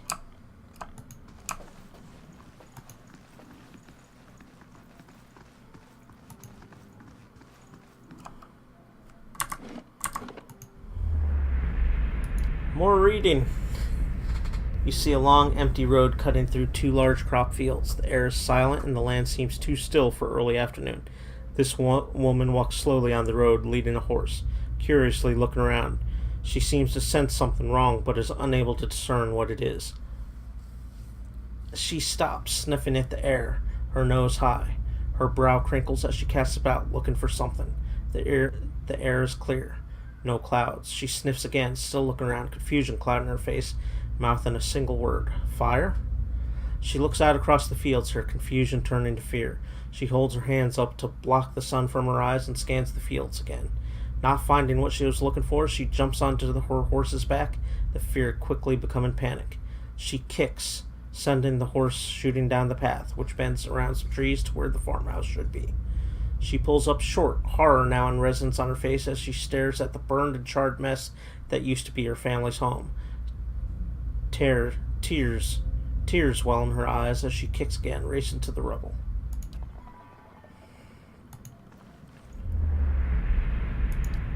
You see an emaciated boy in chains, black holes for eyes, staring sightlessly at a wall.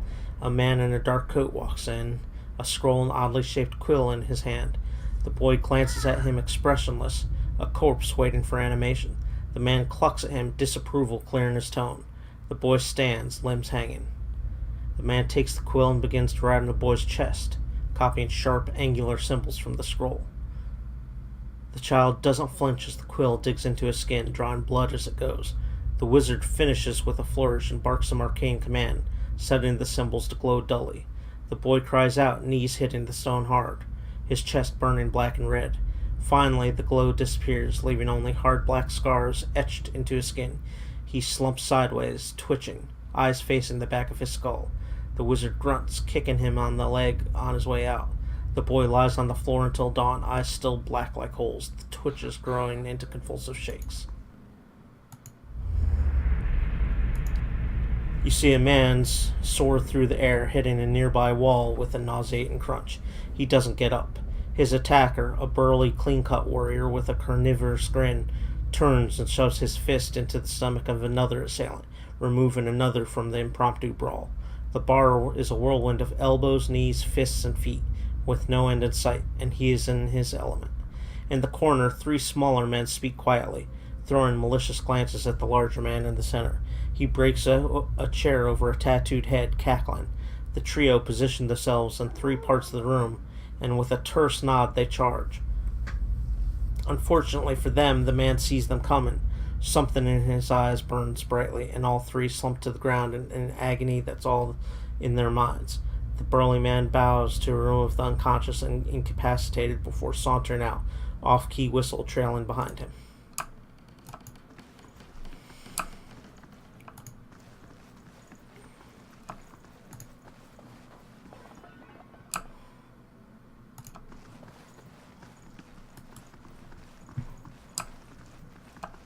In guest.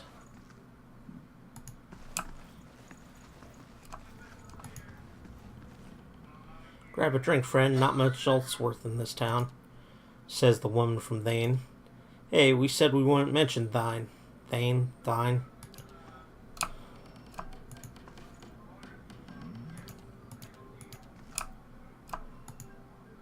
Roaches scatter and flee under the crates. Sounds like a very clean establishment.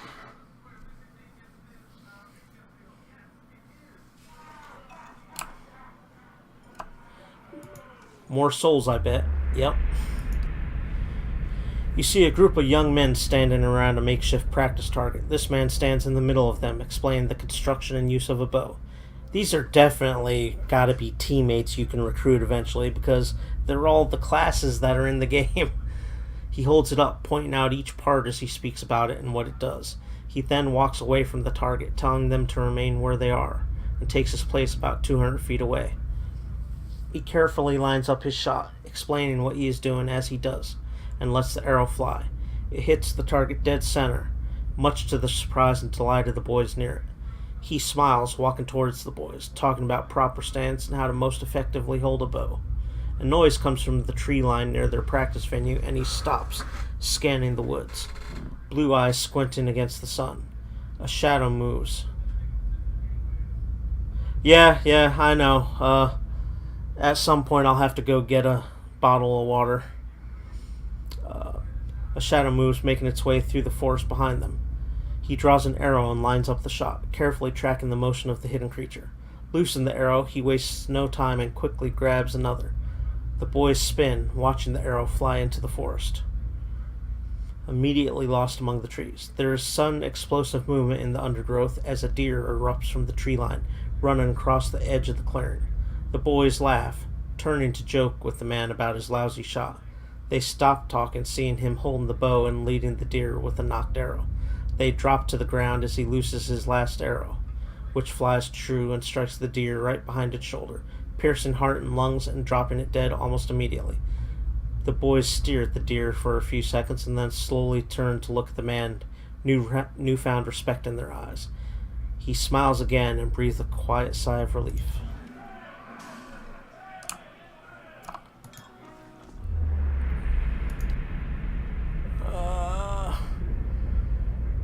You see a woman emptying her satchel onto her bed, taking stock of her inventory. Potions, bandages, tinctures, and herbs are scattered throughout her room haphazardly. She bites her lip, head tilted to the side, considering. She begins to repack one item after the other, careful deliberation undercut by shaking hands. Each item has a clearly marked place, but no matter how she repacks it, she isn't satisfied. The shaking worsens as she empties it out once more, one hand held to her mouth. Tears eke from her eyes as she gives up all semblance of order and shoves everything she can in the satchel, grabbing it and running out of the bare house. Straightening her back, she walks to the docks, chins high. Chins. Double, triple, I don't know. Chin high, eyes hard and red. A gangly young elf offered his condolences, but she can't see him for the ocean ahead of her. She wanders the docks, offering her service as a doctor to any who will listen, anyone heading out on high tide. Less than an hour later, she watches her childhood disappear in the distance, a tiny speck of an island, and tries not to jump.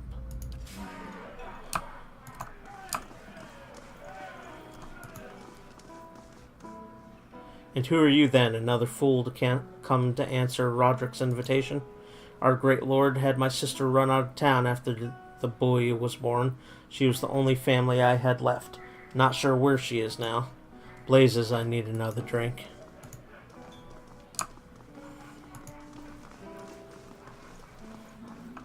Uh-oh, here, these guys are quest related. I save in case I screw it up.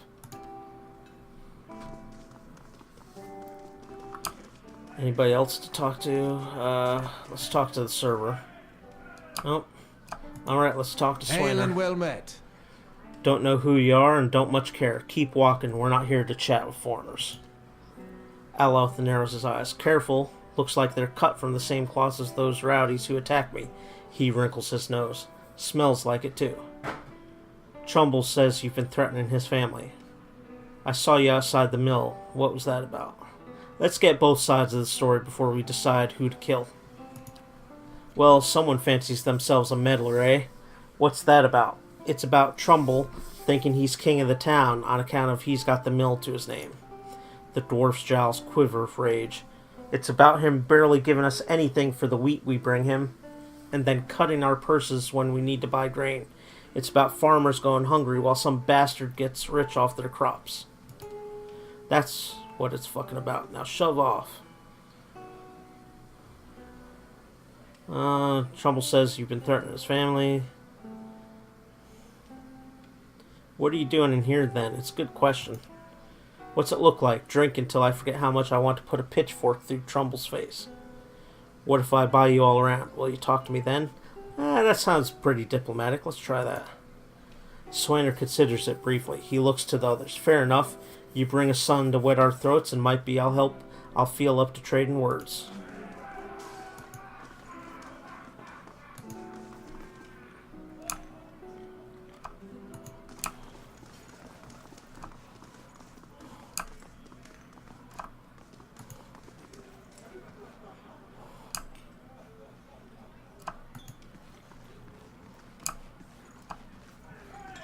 That's kind of cool looking.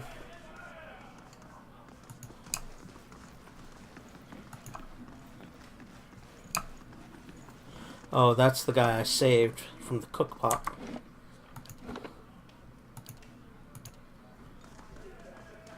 Let's talk to Good day, Pascal. stranger. Hello, and welcome to the Innkeeper Looks Up. Oh, it's you. Tenforth's told us what you did for him. It's such a relief to have him back. I can't thank you enough. Consider yourself a favorite of the house. Discounts on drinks, rooms. Tenforth said he wanted to whip up something nice for you.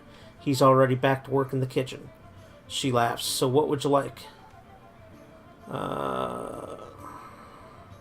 Like to know more about the Black Hound.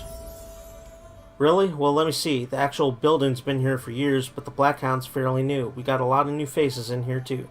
Fewer than we used to, I'll admit. Oh, gained a crap ton of experience. Tenforth's the big draw. I'm sure we'll get the big crowds back again in no time.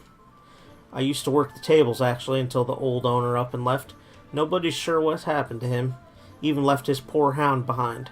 That's the name, see? The Black Hound. It's still sitting upstairs pining after him, poor old girl. Place ended up in my hands somehow, she laughs. My very own inn. A lot of hard work involved, but it's been worth it so far. Please, sit where you like. Would you like a drink or a room? We have 2 available at the moment. I'm afraid we can't offer much by way of a good meal today, unless you're fond of cold porridge.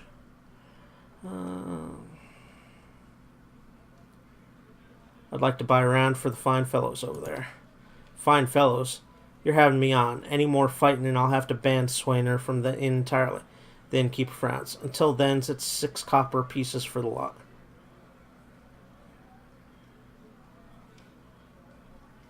Resolve 12. That's what I'm going to go with. The innkeeper studies you warily for a moment, then sighs. Well, that's all right then. Here, three drinks for the 3 fools. You get them off Trumbull's back, and maybe he'll be a little less stingy of his supplies. Hail and well met. Do you know of anyone looking for work? Well, I wouldn't say I could speak from experience, but we do have certain sorts coming by looking for work from time to time. If you want to hire someone on, I'd be happy to send them your way. Let me see what I have to work with. So these are the random companions, I think. These aren't like the named companions like that other one I just picked up. These are just random ones I could hire. They're not really storyline based. Hail and well met. Let's see what she has for sale. Bunch of food and some camping supplies. I'm not ready for more. I'm max on camping supplies. Let's move the fruit. I'm gonna use the beer. Beer.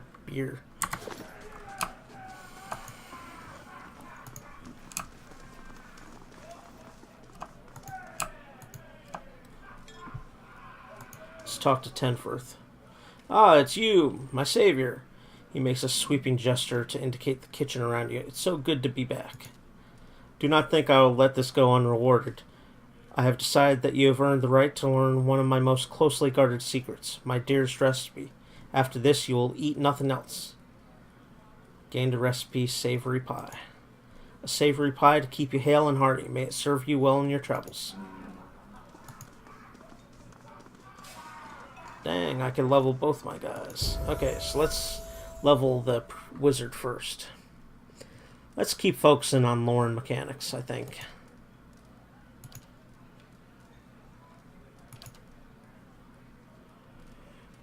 I can learn a level 2 spell now.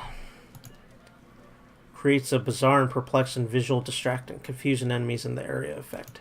Bind and web. Oh, I can learn 2 level 2 spells. Spins a resilient, vicious web throughout the area of effect, leaving unfortunate victims stuck inside. Bulwark against the elements. Shield the caster. Combusting wounds.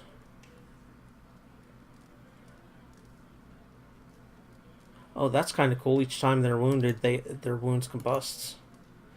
Eats away at the target's spirit, inflicting corrosive damage and converting the essence into endurance for the caster. Curse of Blackened Sight shrouds the target's vision in total darkness, blinding them. Paralyzed.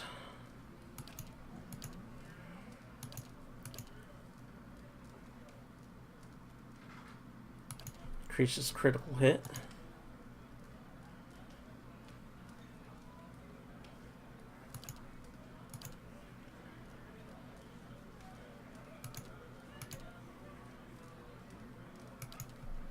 Ray of Fire. I'm going to go with Necrotic Lance, I think.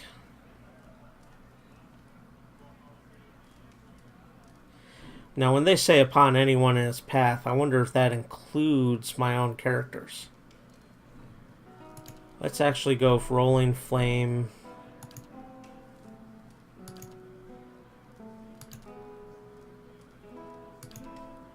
And, well, Combusting Wounds sounds cool, and I don't want to do 2 fire spells, so let's do Necrotic Lance.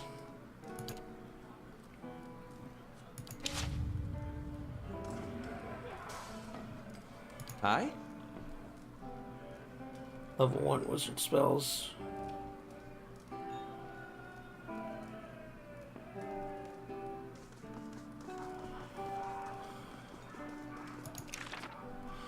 Okay, so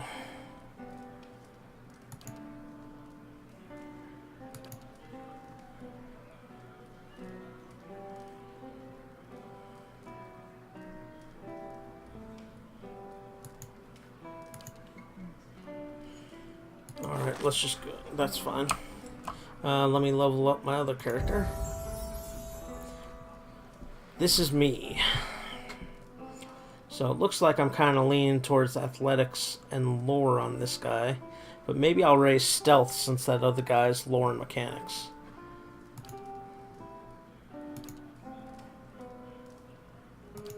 Let's keep going. That's good. Paladin abilities. I can do Lay on Hands. Zealous Focus.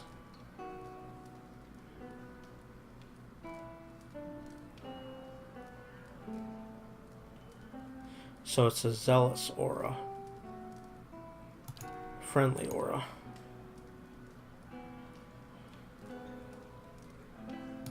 That's an aura as well.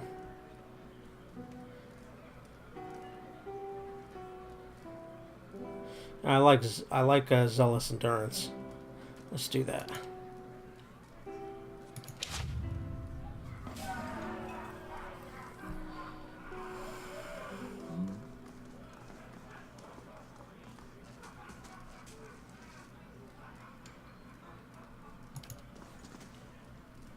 Aleph looks at you with quite an attentiveness. How may I be of service?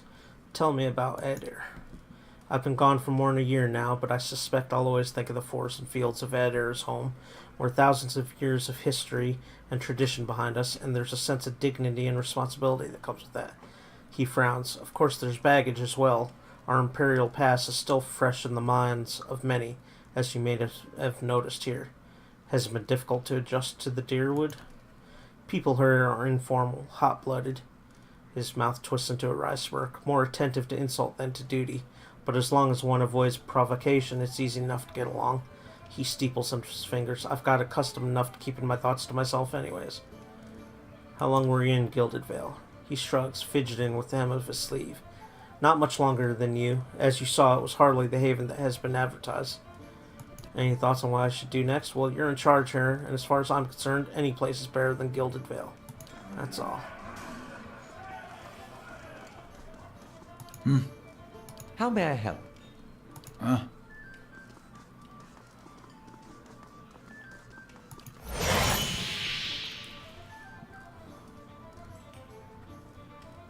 Okay, so... Yeah. So I've got the ale to bring to these suckers. And if they want to fight, we'll fight. I have no qualms.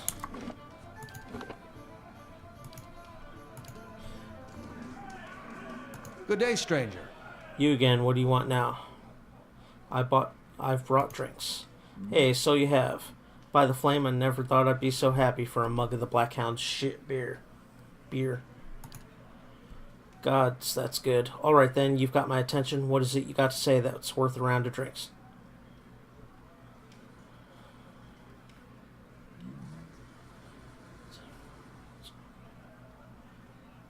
Maybe you could tell me a bit more about what's going on. It's like I said, the miller's in charge of the grain prices. He says they're fair, but I know for a fact that folks like Offer pay half what we do. The dwarf sighs, and maybe we've been a bit rough with him. But what are we supposed to do? We can't keep paying. We're going to starve, and do you think Trumbull's going to be sorry about it when we do? Let's go diplomatic. Swainer eyes you for a few long moments, drinking deep from his mug. Then he sighs. You're right. Things go on like they are, we're just going to end up hanging from that tree out there. He looks to his comrades. Tell Trumbull we'll leave him be. Don't know what we'll do now with the crops failing. Haven't got another trade to speak of. Think Pasca needs a hand around the inn? So I can report to Trumbull now. So I'm pretty much done here.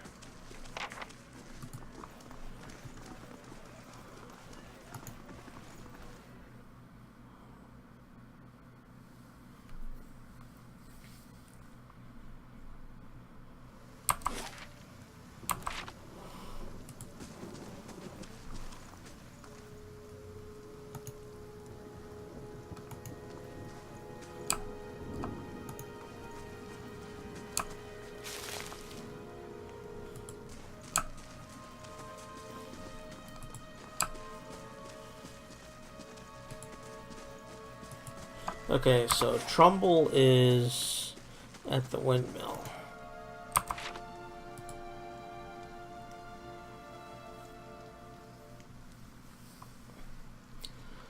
So one thing I liked about the Baldur's Gate Icewind Dale Infinity Engine games is you could select other parts of the map and click your cursor there, and your guys will just wind their way there eventually. And you can set various auto pause in, so if you run across an enemy while you're walking there, you could set it to auto pause upon sighting an enemy. Let's talk to Trumbull. Hello. Trumbull nods a curt greeting. You're back. Have you had any luck with Swainer? I spoke to Swainer. Trumbull takes a deep breath. And what did he say? I've convinced him to leave your family in peace. Why, that's great news. I wasn't sure you'd get through to them. They're out of their minds with drink half the time. Party experience. Total quest experience. I owe you a great debt. Here. He pulls a coin purse from his hip and pushes it towards you. Today's earnings to show my appreciation. And you could be sure I'll let everyone know what you've done for me. Let's do with benevolent. Keep it. People are starving. Use it to help feed people. You're a generous soul, friend, and we'll have you to thank for making it through the coming year. Safe travels, and may you find favor with the gods. I probably should have talked to him one more time to see if he had anything new to say. Only one dropped frame tonight. That's pretty good, considering I've been streaming for almost 2 hours. My computer is wireless. wireless end, but still wireless. So usually I get some dropped frameage.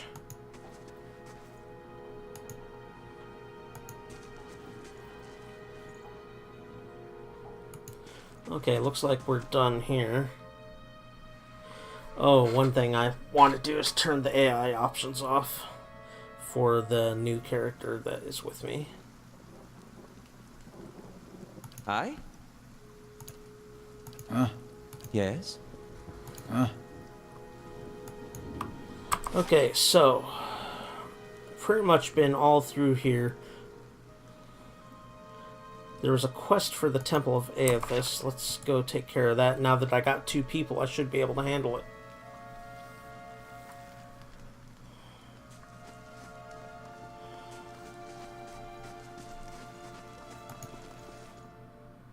I was pretty close to being able to handle it on my own.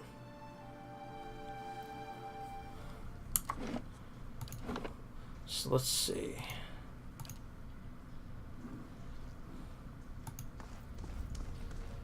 Gods keep you.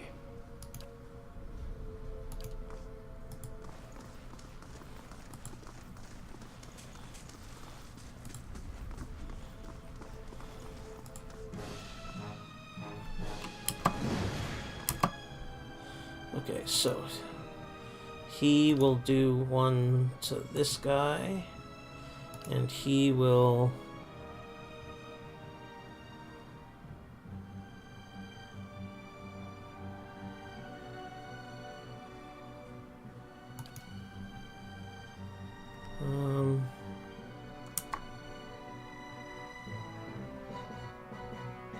let's just have this guy attack.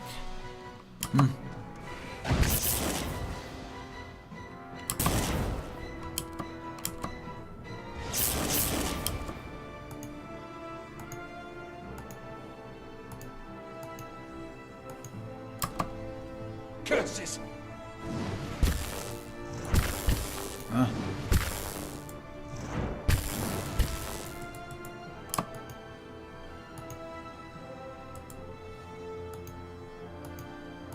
Yeah.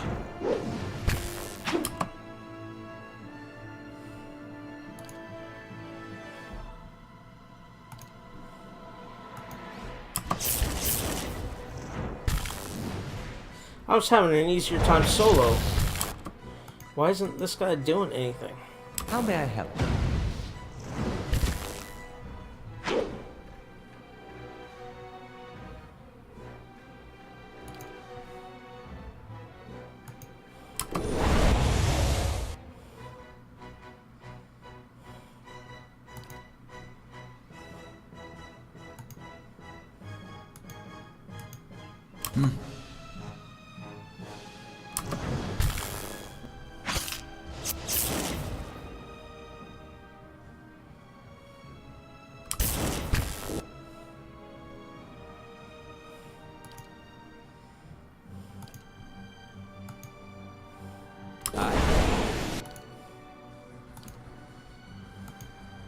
Yeah.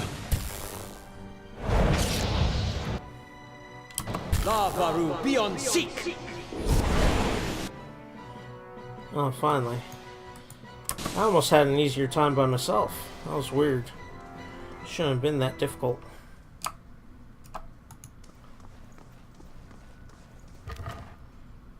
Let's see. Take all that. Steady does it. See if there's any hidden stuff in here.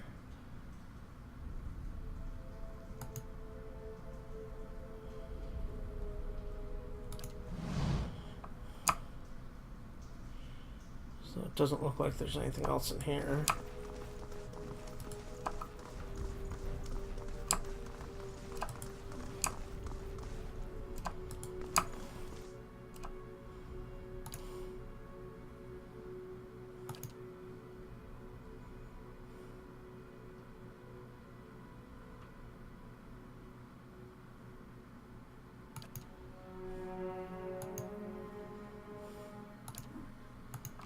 Aye?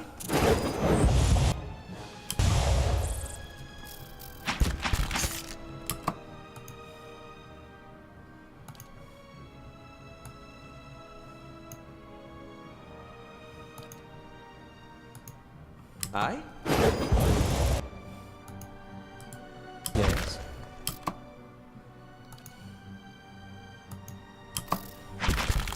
Arthek Worthen Ro-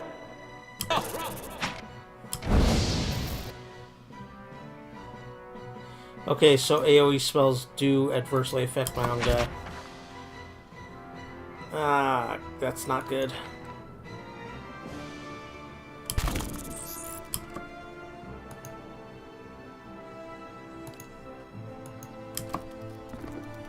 Arthek Worthen Roth!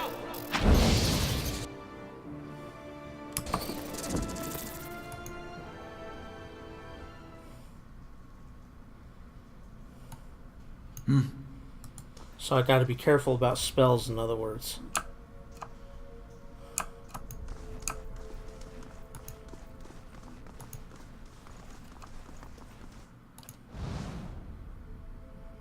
Keeping quiet.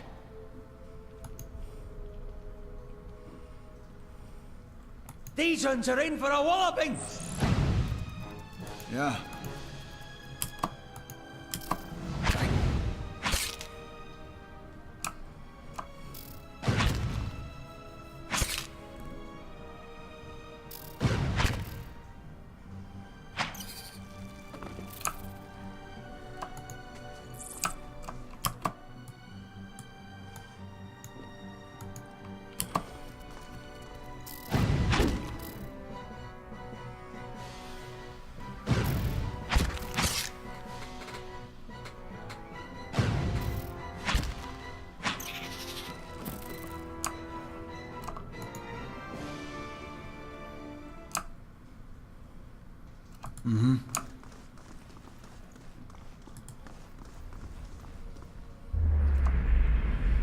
The nearby crystals light the cracked mosaic floor in shades of orange, and at certain angles the metallic symbol beneath your feet gleams gold. As you look on, the air shimmers, as if with summer heat. The very dust and air seem to pull together until a thin, glowing mist appears before you. In its rippling gleam, you sometimes think you could see the shape of a man, features rendered in bronze strokes of air and smoke. Is anyone else seeing this? Your voice sparks movement. The spirit surges with a sudden blaze and light, and in the next moment, you are somewhere else, your mind assailed with a sudden wave of fear and noise. You are in the chapter hall. Priests and faithful have gathered in a great crowd, spilling into the hall. Bodies press against you, surging forward to listen. Your own grief is mirrored in the faces around you. Some of the initiates are weeping. Someone has snuffed the candles, and the room is dark, save for the podium, lit from behind. Two people stand before it, lit in silhouette. A man is shouting, voice so ragged with fear you cannot understand what he says, but the rectrix stands calm, unmoved. Her strength will see you through all these dark times. You feel that hope like a spark behind your ribs. Somewhere behind you, someone begins to sing. The spirit tears itself from you with sudden dizzying force, and you find yourself back before the ruined altar, swaying. The spirit fades as suddenly as it appeared. Eleth looks at you through narrowed eyes. Are you alright? You seemed lost just now. This happens a lot. You'll have to get used to it. He folds his arms. That's good to know, but I don't suppose you could tell me what that was all about. I'm not really sure. It just recently started happening. He raises an eyebrow. Indeed, at the risk of sounding patronizing, you should probably have that examined. He scratches his cheek. It's a shame that Lord Draedrix hanged half of Gilded Vale. The Valian dwarf might have known something about your condition. Let's continue on.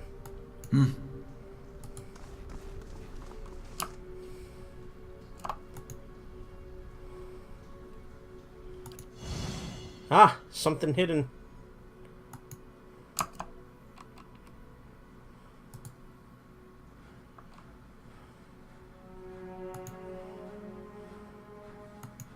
I shall be discreet. Potion of minor regen, a bloodstone, and a copper pand.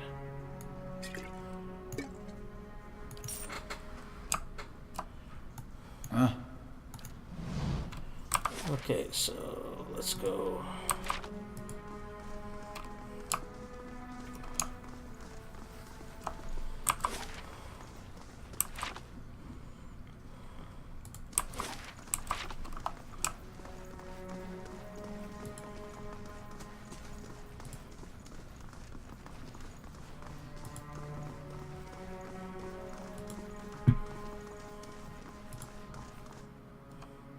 More spiders. So we'll attack him. This guy will attack him.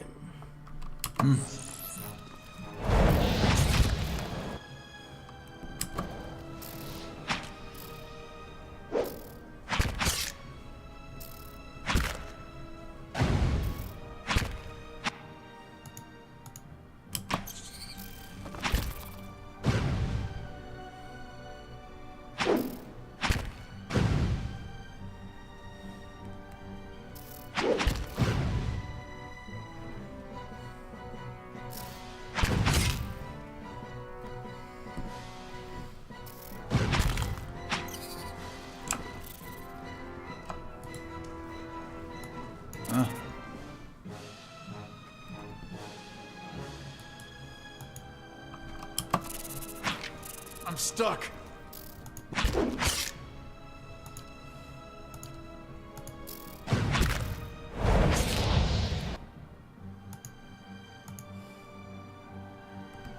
Hi?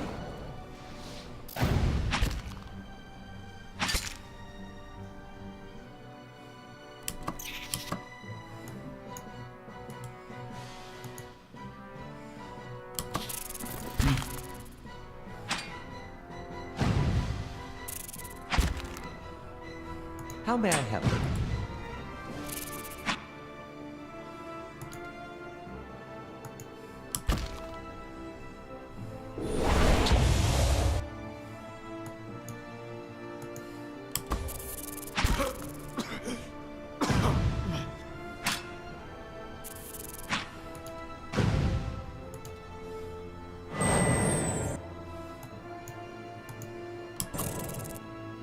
Curses!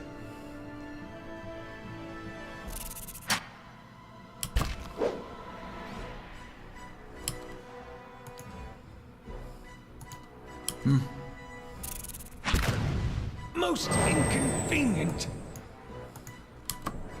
Die!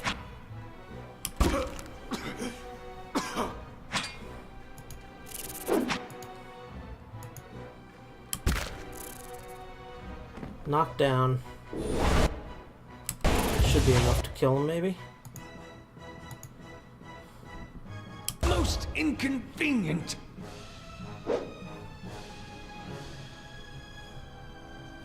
I feel off. How many hit points does it have left? Oh, thank the maker.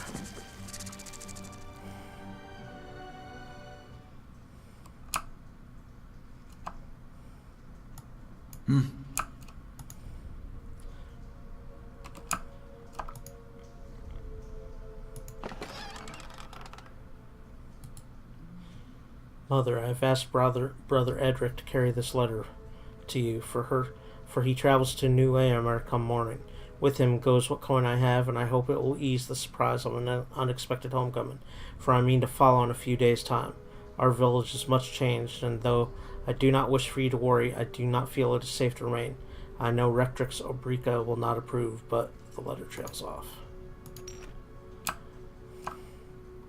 I shall be discreet. Right.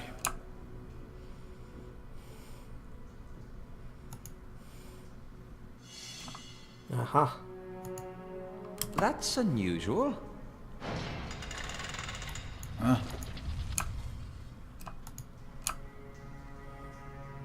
I think I'm gonna have to use up a camping thing here.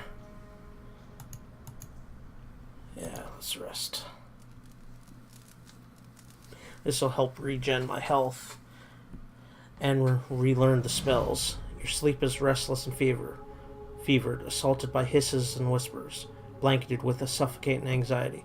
You open your eyes to awaken and find yourself in front of Gilded Vale's gallows tree. The creaking of its ropes growing louder in your mind until the sound is deafening. Hanging from the tree is an old dwarf woman whose face is shriveled inward like moldering fruit.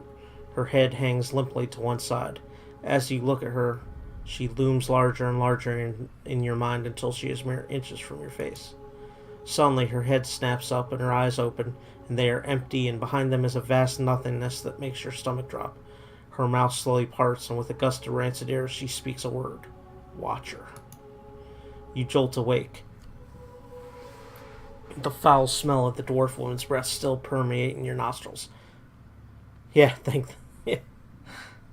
Oh, take it easy, Tipsy. Have a good one, man. Sweat runs down your face and thick droplets, and your skin is soaked from head to toe. You remember the woman. You remember seeing her decaying face when you spoke with the magistrate. He called her an animancer. Though it fills you with a new queasy apprehension, you feel a strange compulsion to see this woman once more, if only to confirm that she is truly dead. Okay, so find the dwarf woman.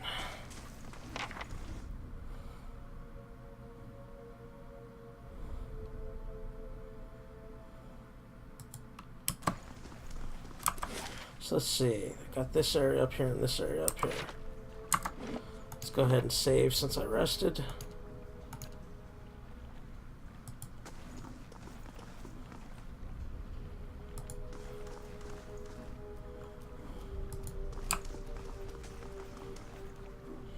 This guy was just up in here. I wonder if he moved or something.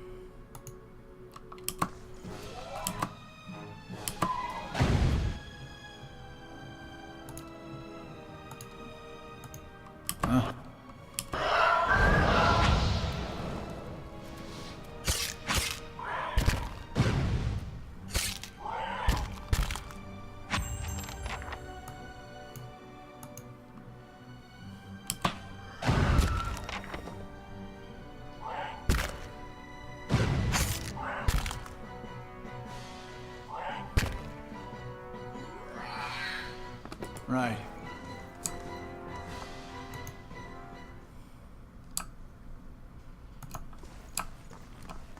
Nice and quiet.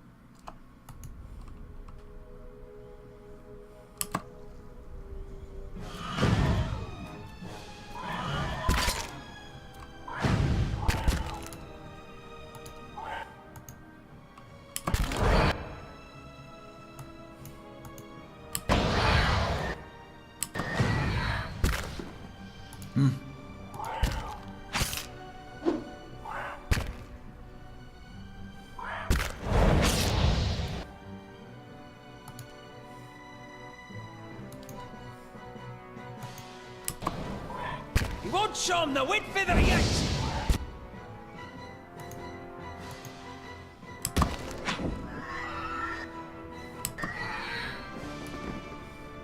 Yeah.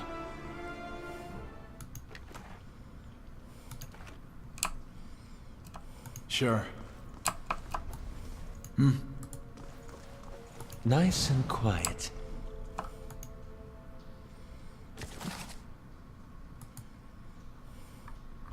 I'm not going to read books. I typically don't read books in games. I'll look at them in case they give you a skill point or something, but I don't read them.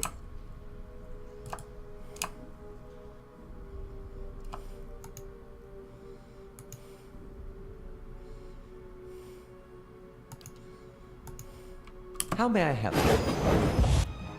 That's it!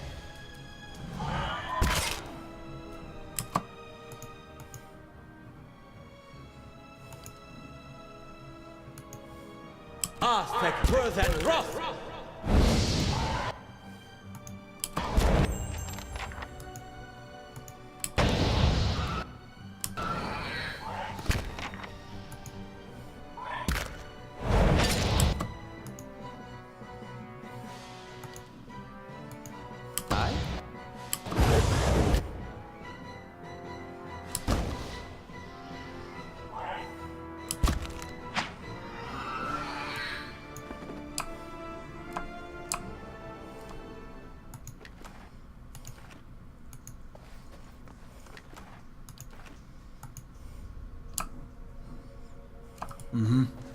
I'll see what I can find.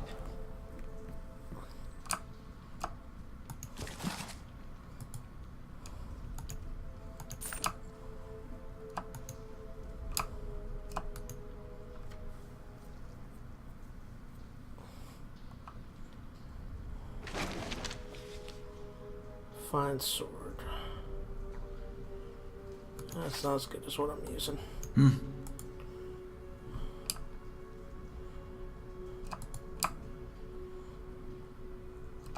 I'll see what I can do. The work of a moment.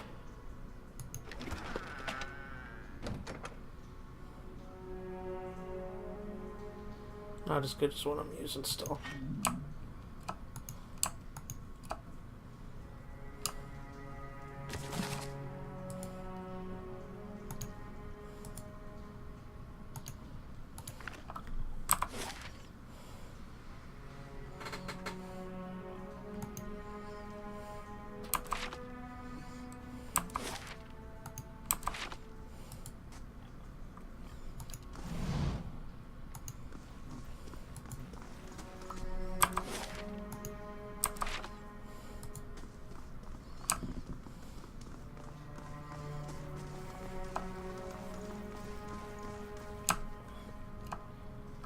See, how can I get in this room from down here?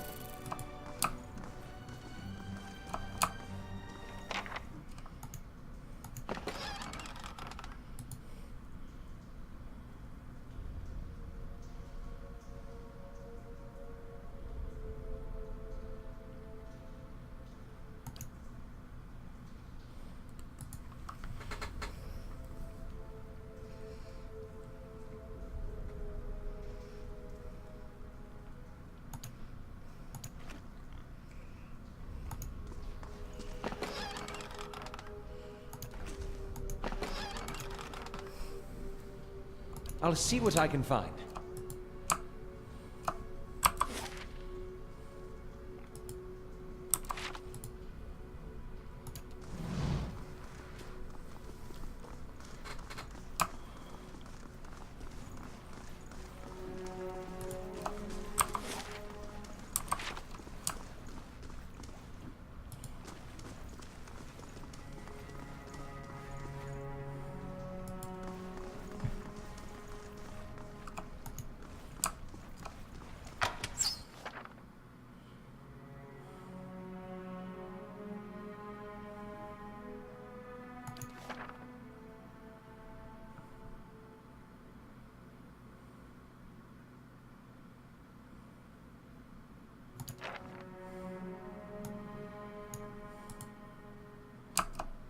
I feel off.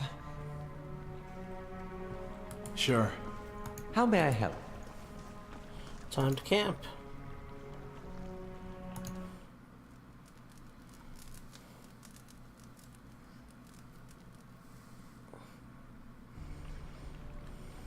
Don't want to lose them. Let's see, amulet of health.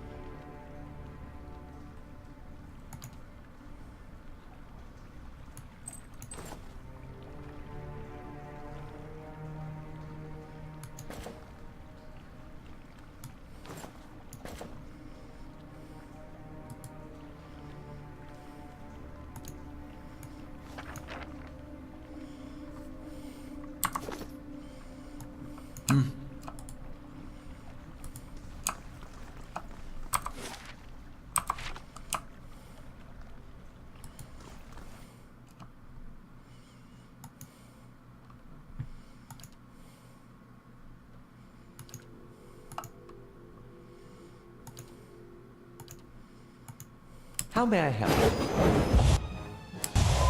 Oh, that's a lot.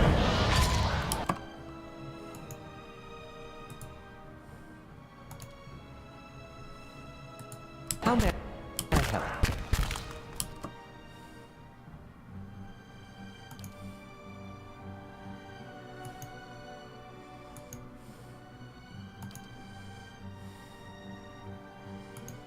Arthek, Worth, and Roth!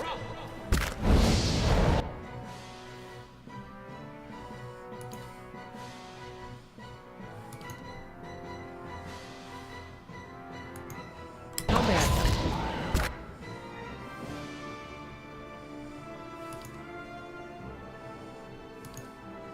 Feel off.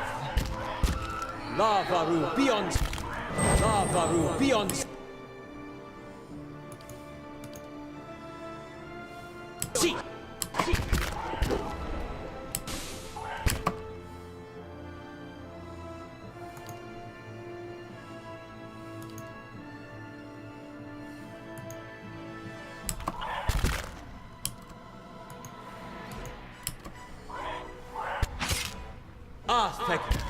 Arthek, Worth, and Roth!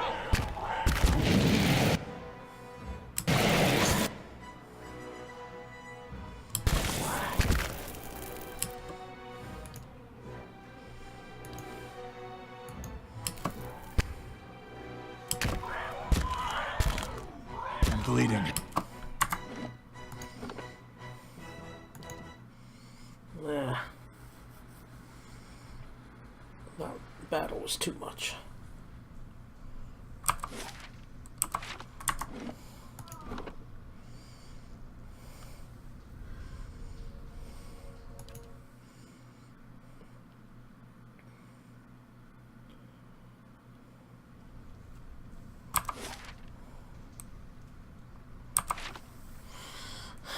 Dang, I hate losing progress.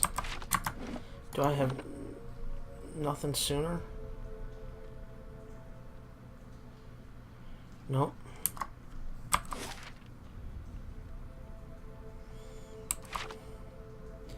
I don't know if I'm supposed to be doing this yet. Sure. Some of these fights are just so hard.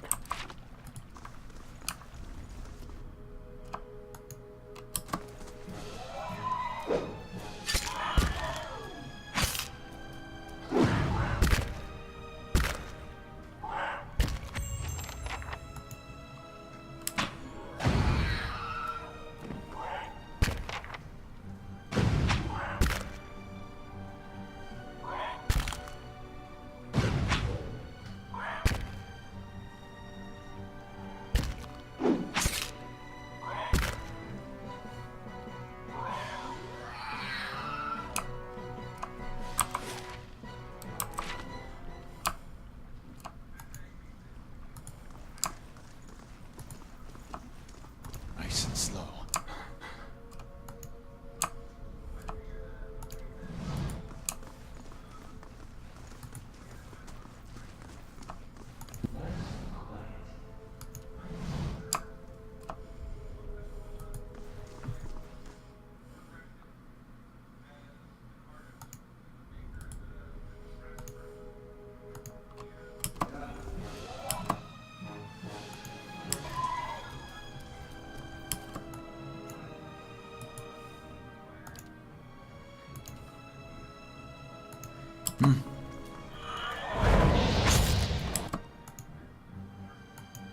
How may I help?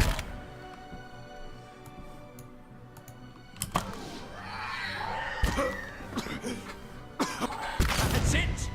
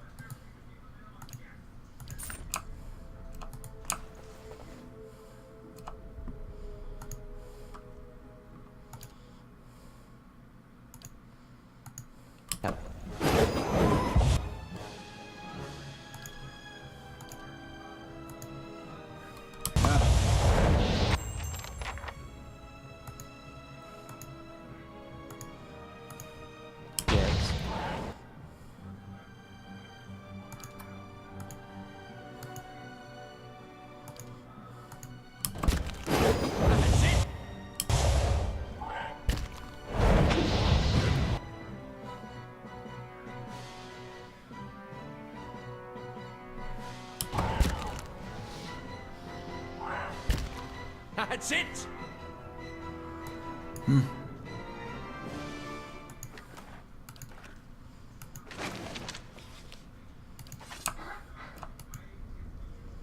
Right.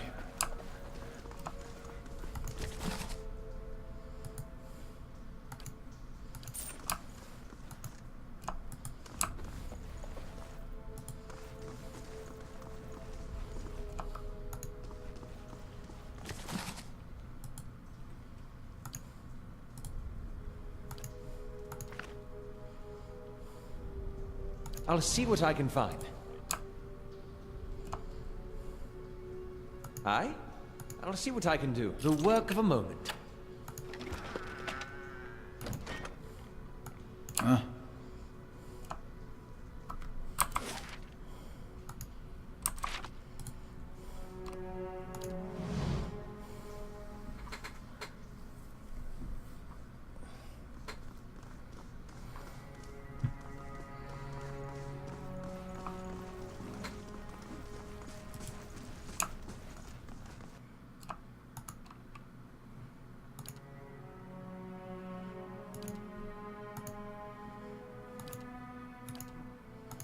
Yes?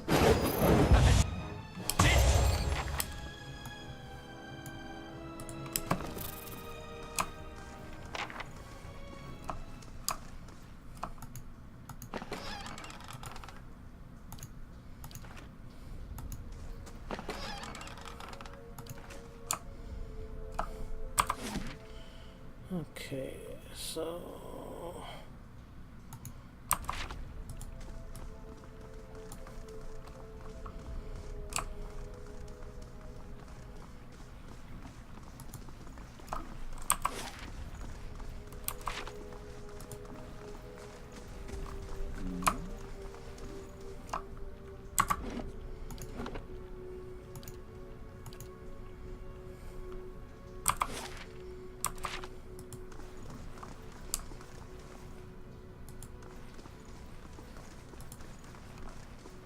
I'll see what I can find.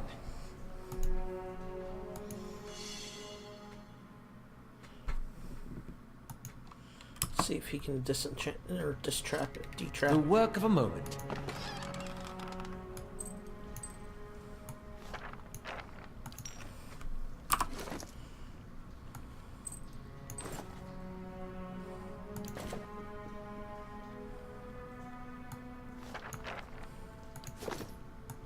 Huh?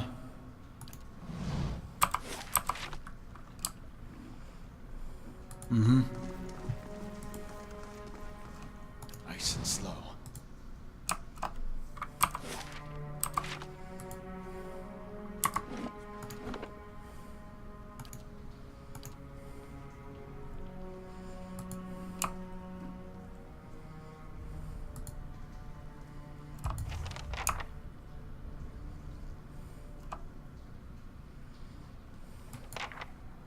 Okay, I have a book about this. What does it say? Visitors to the ritual floor. Rectrix Obrica says redemption for even those. Forgotten struck the largest bell first rather than the second. The rest is illegible.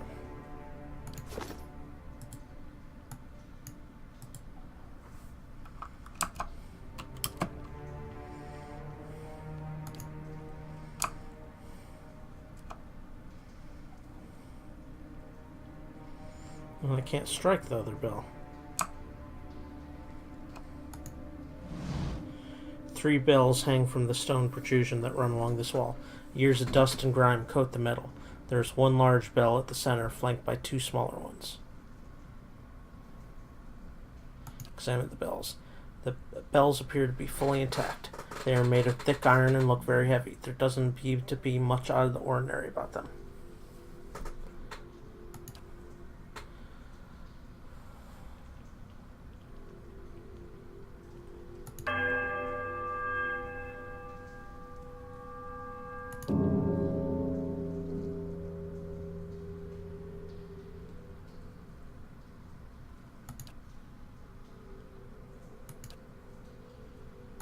Huh? Not sure to don't think I'm doing that right. Let's see what it said again.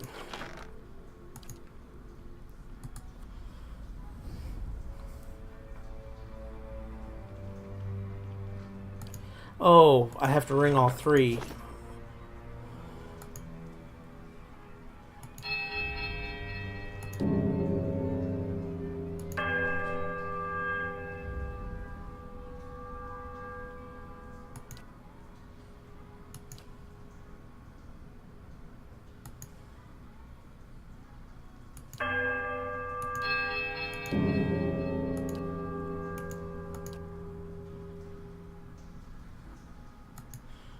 Huh.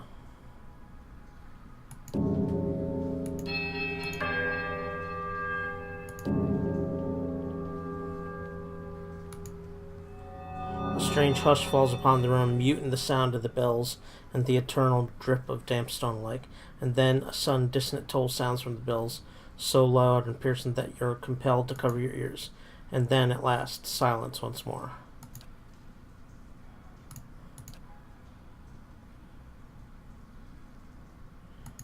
Definitely doing something wrong here.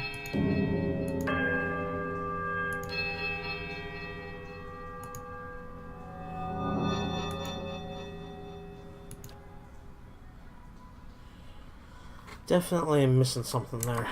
But I think I'm going to save there and call it a stream. I got to remote into work and do some work stuff. Been having some issues, so VPN in and check things out. Thank you for coming and watching me play. And if you're still here tipsy, thank you for watching. And I shall talk to everybody later. I appreciate everybody watching. Alright, have a good night.